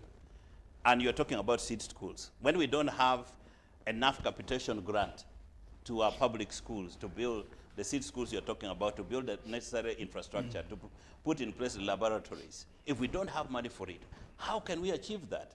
So let us take this initiative that the President is leading And my belief is that because of the presentation he did, by the way, he did a very beautiful presentation. It was very simple in his presentation. I think everybody understood. So the question is, I think let us, as we say in Parliament, let us not debate in anticipation or legislate in anticipation. Let's allow the process of rationalization to be completed. Can debate with experience. So that we are allowed this money to be available, because that is the first step, that's the first disease that must be dealt. We know that we have 1 trillion shillings aside, and we can then begin to make provisions, budget provision in some of the key areas that our children need. The second one, of course, is the inefficiency which is in government itself. And they must go in tandem. It should not be done exclusive of the other. Okay. Let us deal with an inefficiency in government, and the ministers are here. No, these are very important people. Sometimes I wonder how a minister who is appointed to oversee a particular docket can fail it. When we are doing a master's program, we used to have what we call business process re-engineering, where you look at the bottlenecks and you fix it. So we need to re-engineer processes, inefficiency, bureaucracy in government, remove those clogs so that water can flow and the service delivery can come, so that when government is rationalized, and permit me just 1 minute. You had asked a question, I said, now where are these people going to be? This is what it means. These people are going to come. The process, first of all, will give them the severance pay. You take your money and go. Those who can be mainstream into government, you will be interviewed for a position. If you're one time a crop scientist somewhere, and we are saying now the services must be where the people are. For example, agriculturists. I give you an example. If you are in NADS, we now need agricultural services at the district. So those vacancies will be available at the government scale. So we give you a severance pay. Now you apply to go and serve in the district of Otuke by providing agricultural services to our farmers who are doing commercial agriculture. But so, which means, Timothy, other people will have to go forever, and they will have to create their own jobs. Those who can accept government scale then comes and work within the government. So this 20 million gets 2.7 million. Now, those of 20 million, if you are a big person, now we give you 2.7, if you think it's nothing, then go into private sector and create wealth. Honorable Semuju, you spoke about a crisis you're foreseeing with this rationalization. You agree with it, but you foresee a crisis. Yeah. What crisis do you see, and how can it be averted? Let me use the same example as I answer the question. I have told you to compare roads done by UNRWA and Ministry of Works. Compare water supplied by Minister of Water and National Water. Compare electricity supplied by these parastatals, UDCL, and the one directly supplied by the ministry. I gave you your own example, UBC here and New Vision. Because every year now we have to put money to continue running UBC. Because these ministers don't give it freedom to run on its own. So there are examples. But I am also with experience. I don't want to debate in anticipation as Omar has advised, but I also want to debate with experience. When Mr. Museveni wants to achieve something, first of all, he's a very good speaker. Every day he was attacking NADS when he wanted Salim Saleh to go there with the Operation Wealth Creation. NADS. He made it look like Satan. Then everybody said, Saleh went there, they trained the soldiers 600 in Makerere. The first thing they did for every soldier to buy himself a pickup, 90 billion shilling. Now later the same president says, now it is Imioga, because these Operation Wealth Creation have not worked, now it is PDM. The same president, he's lucky that you, especially among his believers, the Omaras, they will believe him today. He is right even when he is wrong. And he is also right. So that's how he operates. The ministries as you have them today, and I don't want to lose the point, I said rationalization is a very good thing if it was being done in good faith. and if it was being done for a purpose. And that rationalization should have been announced as a package. You do constitutional reforms, you reduce parliament. The sixth parliament was 282 MPs, I think. They have now grown by more than 50%. We are now 557. Yeah. And they will continue growing. We are now, by the way, constructing. You see, people may not cost these expansions. We are now spending about 180 billion to construct a new chamber because we can't fit in the other one. That's what Dr. Sarah was talking about. Instead of constructing schools, we are constructing chambers to accommodate the growing number of MPs. And you continue saying we want to save money, we can't pay our debt. I have been looking at the Middle East countries, the Middle East these days, Saudi Arabia, Dubai, and so on and so forth. They run their countries as a project. There's been a struggle now between Dubai and Saudi Arabia. Saudi Arabia now wants to be the regional center for trade, for transport. They are starting new airlines, they are attracting, they have even put incentives for every company that uses Saudi Arabia as their regional headquarters. That's what Kenya does. And even Abu Dhabi. Yes. So they are competing in marketing their countries as a project. But Uganda here, I don't know whether we're in which century. Yesterday I was complaining in Parliament. All the ministers above the age of 67 are not coming to Parliament. From Motafire to Jim Mwezi to Kasaija to Janet Kataha to everybody, those old ones, because they are in retirement. You can't find an old person in Rwanda holding a cabinet ministry. You cannot, because in Rwanda they are targets. You don't meet them, you are fired. In Uganda, the targets are in terms of following. If you can afford the president 10,000 voters, you can turn the ministry into a retirement nest for you. Kasaija now no longer comes to Parliament, he sends Musasizi. Otafire doesn't show up, he sends David Moz. Kataha doesn't show up, he sends Muyingo and Kaduchu and somebody else. It's called Honorable General Museveni. So why didn't you say Otafire General? So I mean, Honorable. So when it comes to Kataha, you remind me that I should call her. So I am by my training, I call people by their names, not title. So that group, just imagine if you're a private company with targets to deliver, and one of your directors is Otafire, another one is Kasaija. I was told by people who go to negotiate loans and financing of projects in Uganda that you carry Kasaija and his age mate who are going to sleep in a meeting. Chinese bring very young people on laptops, and for you, you present a Kasaija there who sleeps, and you think you are running a country, and say that's why you have problems with many of the loans that you contract. As a result, if you read the Auditor General, we have 14 trillion shilling we have borrowed, not utilized, because the projects were not ready. Non-performing loans. Yeah, projects were not ready, no design, no counter funding. But we have these days even developed a bad habit of cancelling some loans, and we are paying penalties for cancelling them. But for God's sake, if you are sending judges to go and negotiate, because look, one time gentleman told us, if you're going to look at the performance curve of Mr. Museveni and his government, the first years when Museveni was very productive, the first 5 to 10 years, the government was moving. Now he himself is tired, his cabinet is tired. They are a group that has no direction. Even his son keeps saying it, that these fellows are tired, they need to go away, they are not thinking anymore. So even if you get all the parastatals and you load them on your shoulders, you're actually making the situation worse. I have told you, they can't run the departments that they have. Now you're overloading them. Not that, and please, I want to keep saying this, I support rationalization 100%, but I don't trust that this pair of hands called the NRM will make any difference. In fact, would you be happy if President Museveni were to fire the olds and bring in young vibrant people? He needs to start with himself.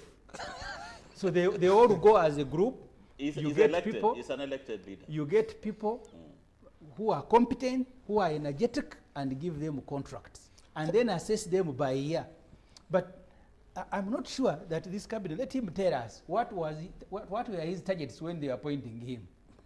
So if we have no target, Really, it's like your home. In your home until you die and you are buried. It remains your home. You are under no pressure. Honorable Semuju, Yes. you've given us the crisis. How do we avert the crisis of rationalization? I have said the starting point. I told you, for me, the formula. When I went to work at Monitor, they told me every month you must deliver 24 quality stories. If you don't deliver them, you move between the salary scales. If they are paying you this much, you go down until you have delivered, because they are a company that survives on results. These ministers, if I was the one supervising them, each one of them will have performance targets. You don't perform, you leave. But cabinet reshuffle, so the cabinet becomes like a campaign committee. So if there is a campaign coming, then you change it to bring those who will go and sing at Rally. That's how it is done, really.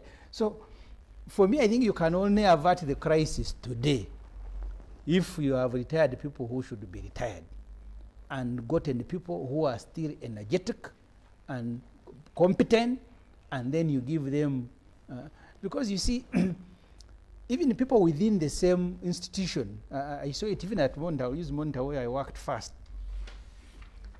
I was new, I didn't have any relative there, but the year was the best. They announced to me that you have been the best journalist this year. Can we begin getting to know who has been the best minister this year and what that minister has done?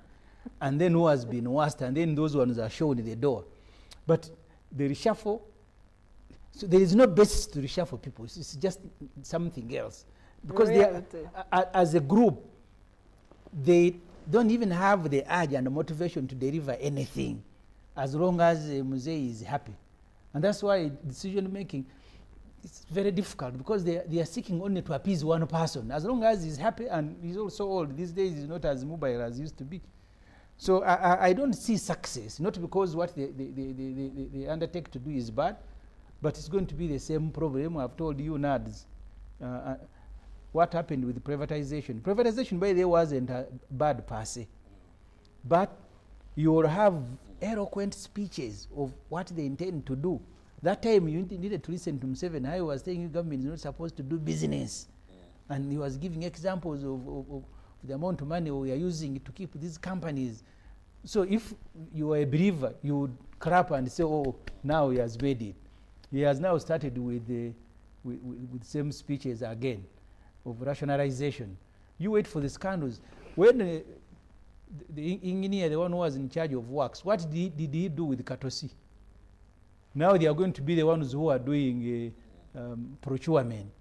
We quarreled with Mr. Museveni when you are making oil bills, because his argument was that the ministers must be the one to make contracts on behalf of government. As Prime Minister, you are saying, no, it must be technical people in the Uganda Oil Company. And I don't want to repeat what happened eventually when Nevanda died, but he said it must be his ministers.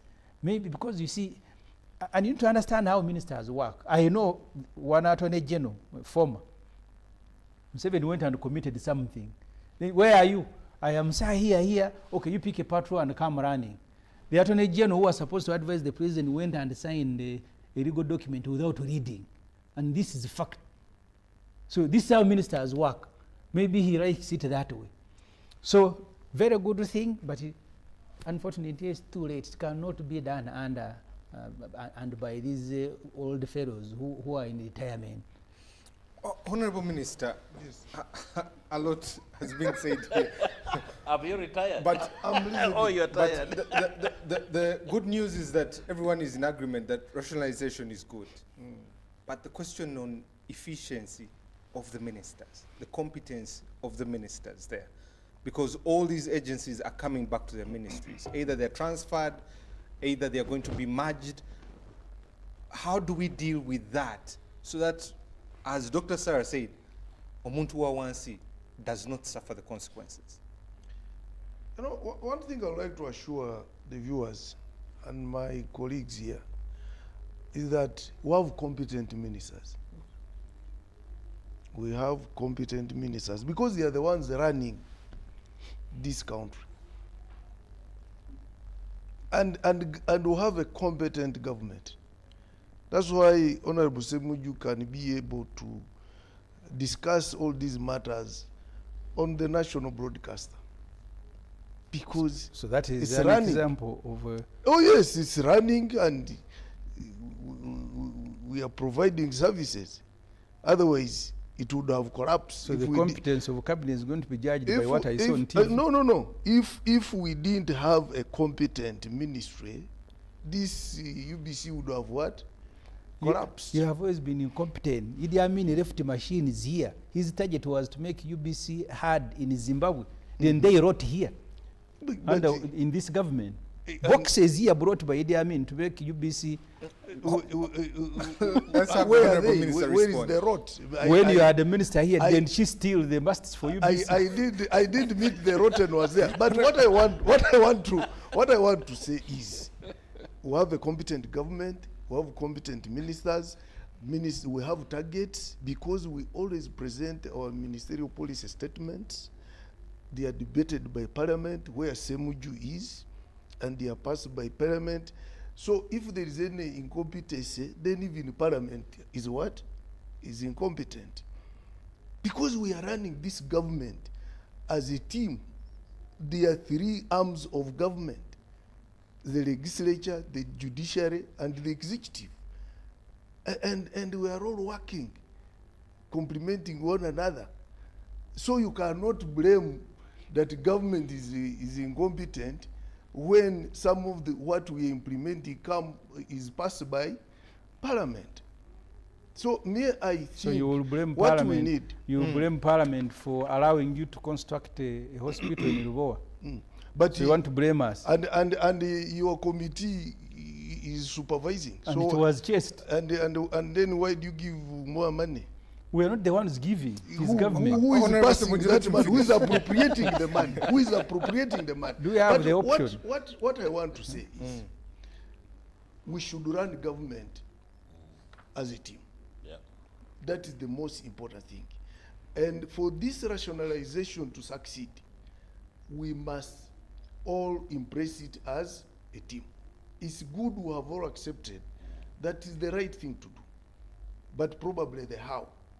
And all these inaccuracies, because when you talk about Ministry of Works, UNRWA doing better roads than Ministry of Works. For instance, Ministry of Works, in most cases, when they come to tarmacking, they are doing what we call low-cost sealing. And UNRWA is doing heavy-duty tarmacking. So you cannot compare the two. And for low-cost sealing is for places where you will not have heavy trucks. But you meet that in some cases, heavy trucks have started using now. They have done a road in Ichira, each kilometer at 2.5 to 3 billion, and they are breaking in 1 year. I cannot verify the No, I can tell you, do you but want the what I names? know is, if it is low-cost sealing, it is far cheaper than heavy-duty tarmacking. So sometimes we shouldn't make those blames without the examples I'm knowing the giving you, I actual leave them. Specifications. But me, what I would like to say is, whatever incompetence you may see in ministries, it can also be reflected in agencies or even in Parliament. But what we are trying to do, what we should do after rationalization, just as Honorable Mara said, we need a bit of capacity building among the human resources. By the way, we even need capacity building among members of Parliament. Not necessarily. We need to members reduce of them. They don't need the capacity building. We just have to reduce them. And the civil servants all need capacity building. And just as you are saying, rationalization is not going to end probably with government agencies. It should even go to Parliament. It should even go to Cabinet. Yes. It should even go to all these political appointments. Yes. So that we, what you call holistic rationalization, but it should actually start piecemeal, piece by piece, till we overhaul the whole system. Yeah. And me, I support that completely. And also, what Sarah said, I don't know whether it is Sarah or Bomara, that why don't we have 2 MPs per district, a woman and a what? A man. And a man. And because they will serve, they can serve, if a woman can serve one district, a man can also serve one district. Yes. Those are things now. This rationalization should generate debate that after we have rationalized agencies, what else should we rationalize? Okay. And then we go for it. I support it 100%, so that we really save overhead costs. We create efficiency, we create effectiveness, and we reduce duplication. Okay. Yeah. Let me read these comments that have come through. Sam from Otuke District says, my view is to reorganize the MDAs alone. Sorry, my view is reorganizing MDAs alone is not a solution to eradicate poverty, or rather, still hiding a point to the government. Let the government's focuses on identifying those that know, but also its hidden places where consumption is too much in the money sector.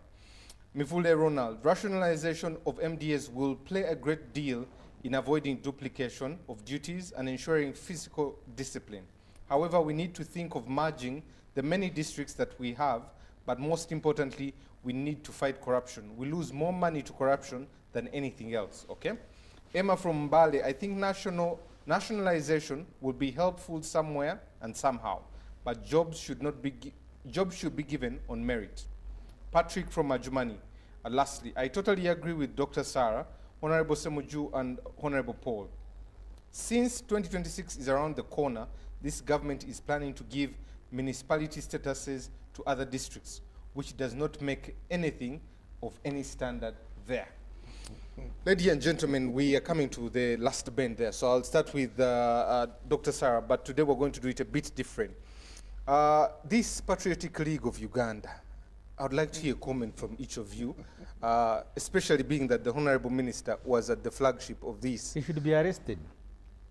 Honorable Semju, I'm coming to you. If he went to participate in the breaking of the law, he should be arrested. Let me start with Dr. Sarah. Your comment on this Patriotic League of Uganda.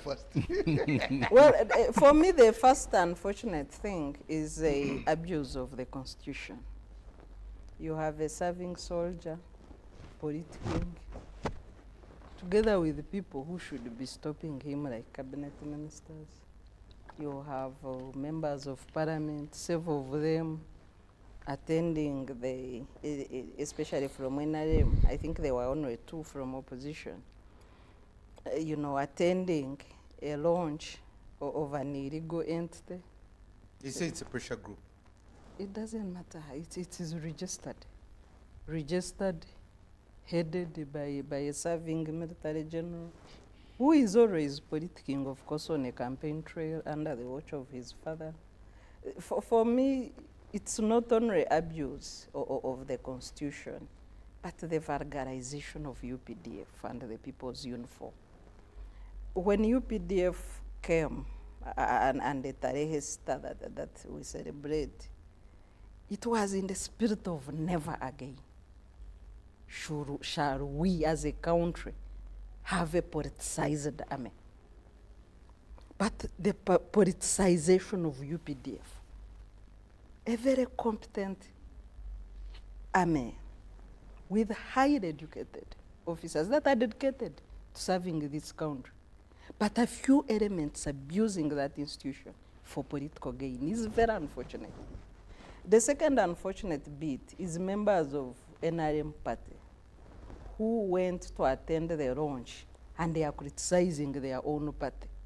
We cannot do this. We cannot do that.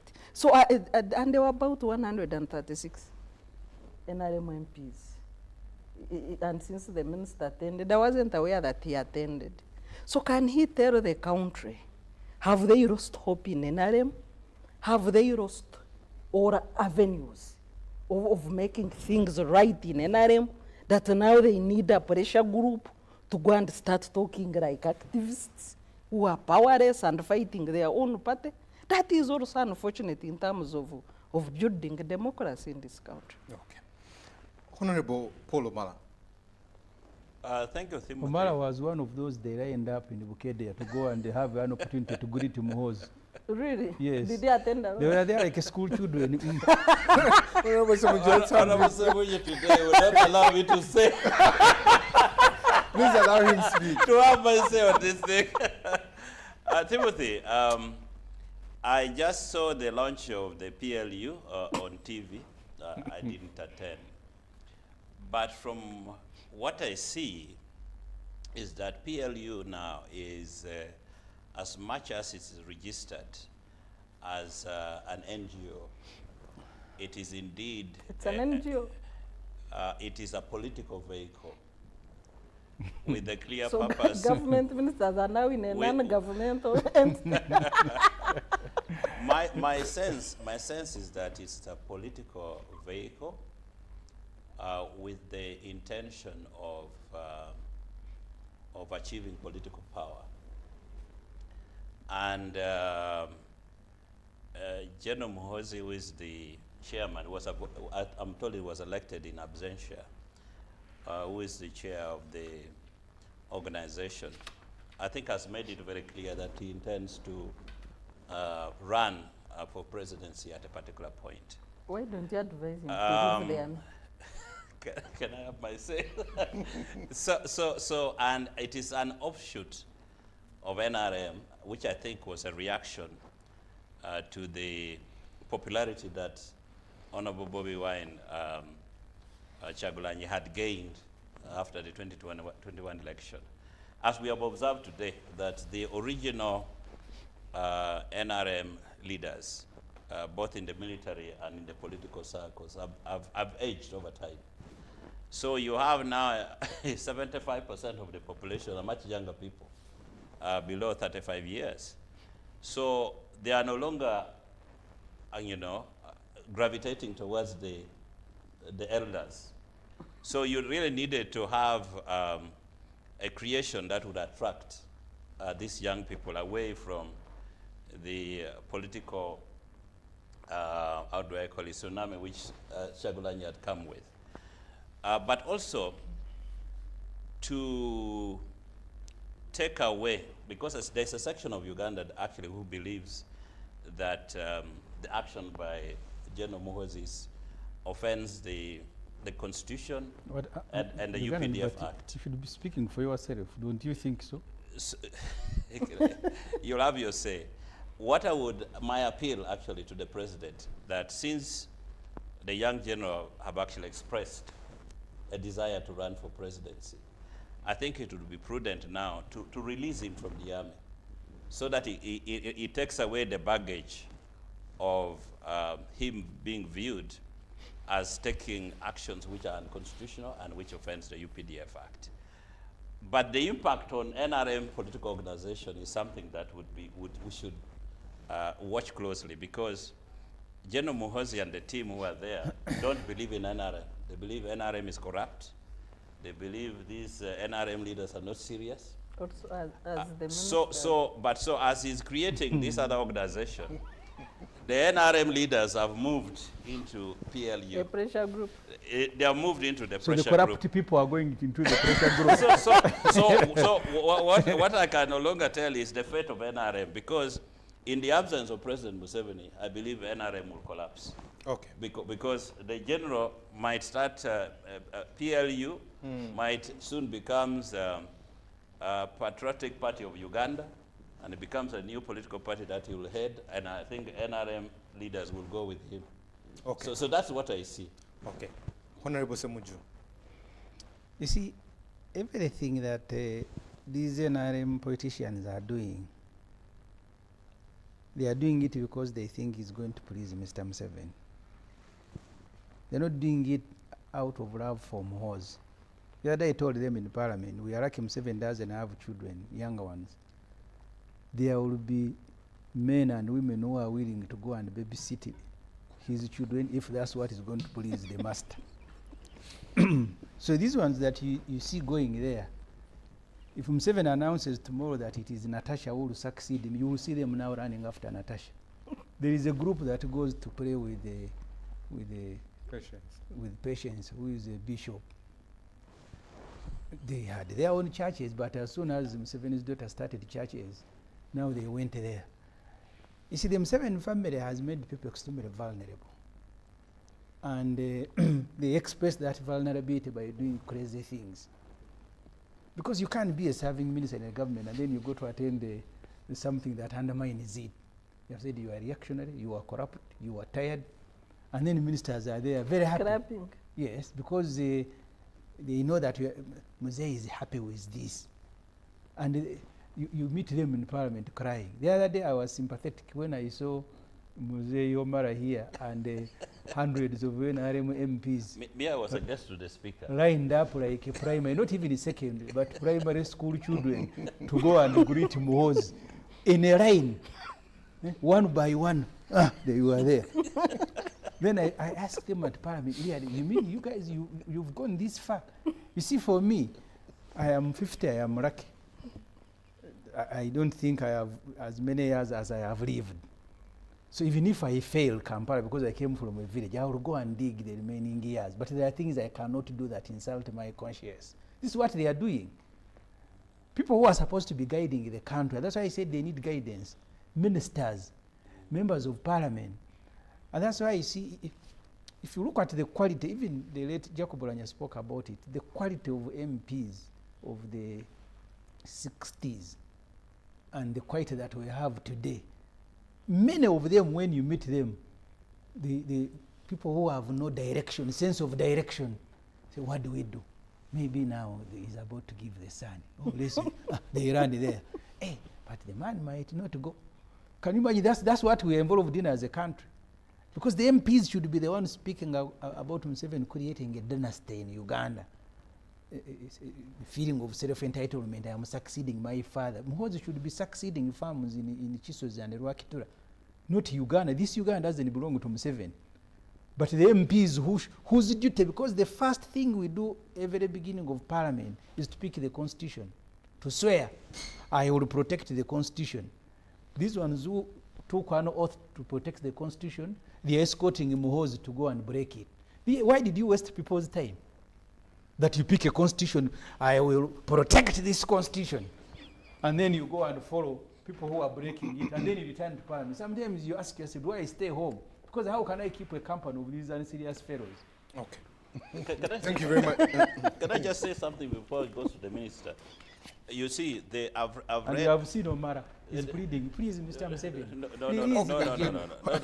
Tell him your son is committing let him finish. breaking the constitution. Honorable Mara, please go. I hear up my views in a respectful way, without... Article 3 of the Constitution does not allow you. It actually commands you to go and fight. So one of the things, by the way, Timothy, I don't blame General Muhoozi. You see, the hustlers, the ones that have moved to PLU, I've seen the article. The article says that they want to be patriotic and also fighting corruption. If you look some of the elements who are in that group, they are either mentioned on corruption charges. So my advice to General Muhoozi is that he has to be very careful, because some of the people who are running from NRM with tainted history, now it's basically about groceries. They are running now to PLU because they know power is moving there. So if I were him, I would actually filter. You know, they can come as they are coming, but you filter and make sure that the baggage which is running here is the same baggage running there. They're the same people. There's no difference. I would have loved General Muhoozi to live with these young people. General Muhoozi, his salary in the UPDF, they have just increased the salary, I think to about now 12 million. But you have seen him rescuing the team of rugby's in Rwanda Stranded. He gives 100 million. The other day he was in Teso giving money. Where does he get the money? Okay, let's bring in. Now to say that he's a special advisor, special operations. Let's bring in the Honorable Minister. First of all, where does you don't know what General Muhoozi does. I know. You don't know his businesses. Honorable Minister, is a serving military officer. That is okay. Honorable Minister, as a serving military officer, he's supposed to declare his incomes in the Honorable Minister, first and foremost, it's the Patriotic League of Uganda. Yes. Patriotic is one of your 4 fundamentals. 2 is that you have the Women's League, the Youth League. Which league is this one? The Patriotic League. Is it within the NRM? No. Now, for instance, when the MK movement started, the youths of Kasese joined, and they invited me to become their patron. And I said, yes, I can become your patron and guide you properly. And now, when it transformed into Patriotic League. You just follow. Tomorrow they say there's this, you follow. No. I am an elder. We're in a meeting transforming. I am an elder who should become a patron. I sympathize with you. So they are MK, you are there. No, they are Ridge, no you are there. There's something else you just follow. Because now where will you reach? You are not Honorable Sir, would you let him me. finish? You are not listening to me. Okay, sir. Now, later they invited me that now we are, as a patron, want you to come and witness the launching of Patriotic League of Uganda. We are now transforming from MK to Patriotic League. And I went there.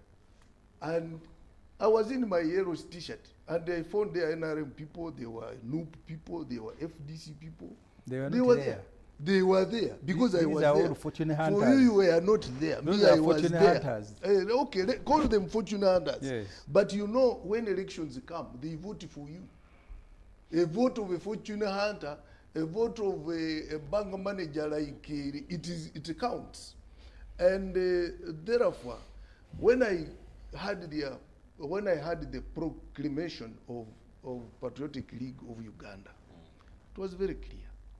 They are going to so you were a patron of youth for MK. So have you now also become patron of the Ridge? Now that one is another story. But the proclamation was very clear. They want to join government in training people in patriotism, fighting corruption, ensuring service delivery, and the effectiveness, what we are talking about here. And I thought that was a group that should be supported. Two, I don't know why all this Wilbur. You have had the Suvi over 2021. It comes.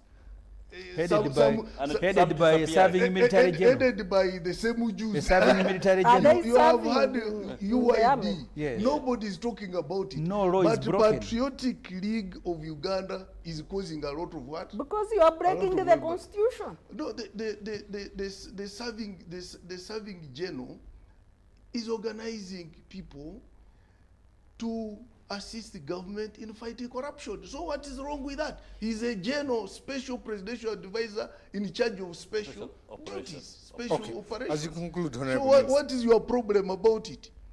Are you fearing the general or you are fearing the league itself? We are fearing for the country. Why should Which country? Honorable, why should the general be feared? The general should be protecting Ugandans and the territorial integrity of this country. And he's also not competing in politics. Gentlemen and ladies, we're going to leave it at that. No, but you see, the minister said for him is just being invited. When they say you are talking it's an issue from us here on Behind the Headlines. Thank you very much for watching. Even if you invite me as FDC, I will go there and again.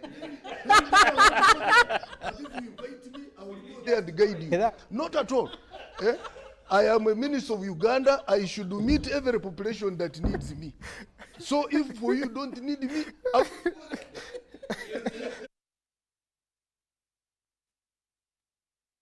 to inform all invited the 13th and the 14th of February at the following venues. Public officials, you will take your tests at the Office of the Prime Minister, Conference Hall, Platinum Wing, Mulago Hospital, and Platinum, Lumumba Avenue. Religious leaders, you will take your tests at the Inter-Religious Council of Uganda offices.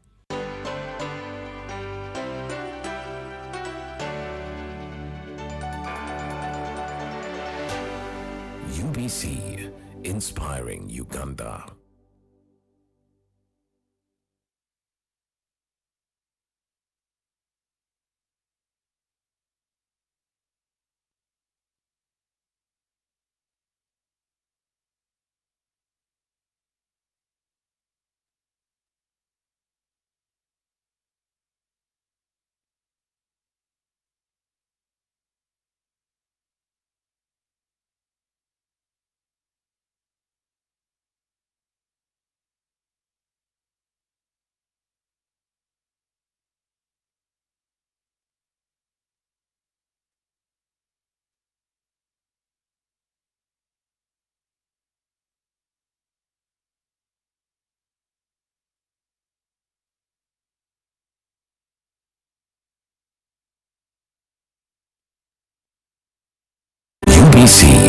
inspiring Uganda.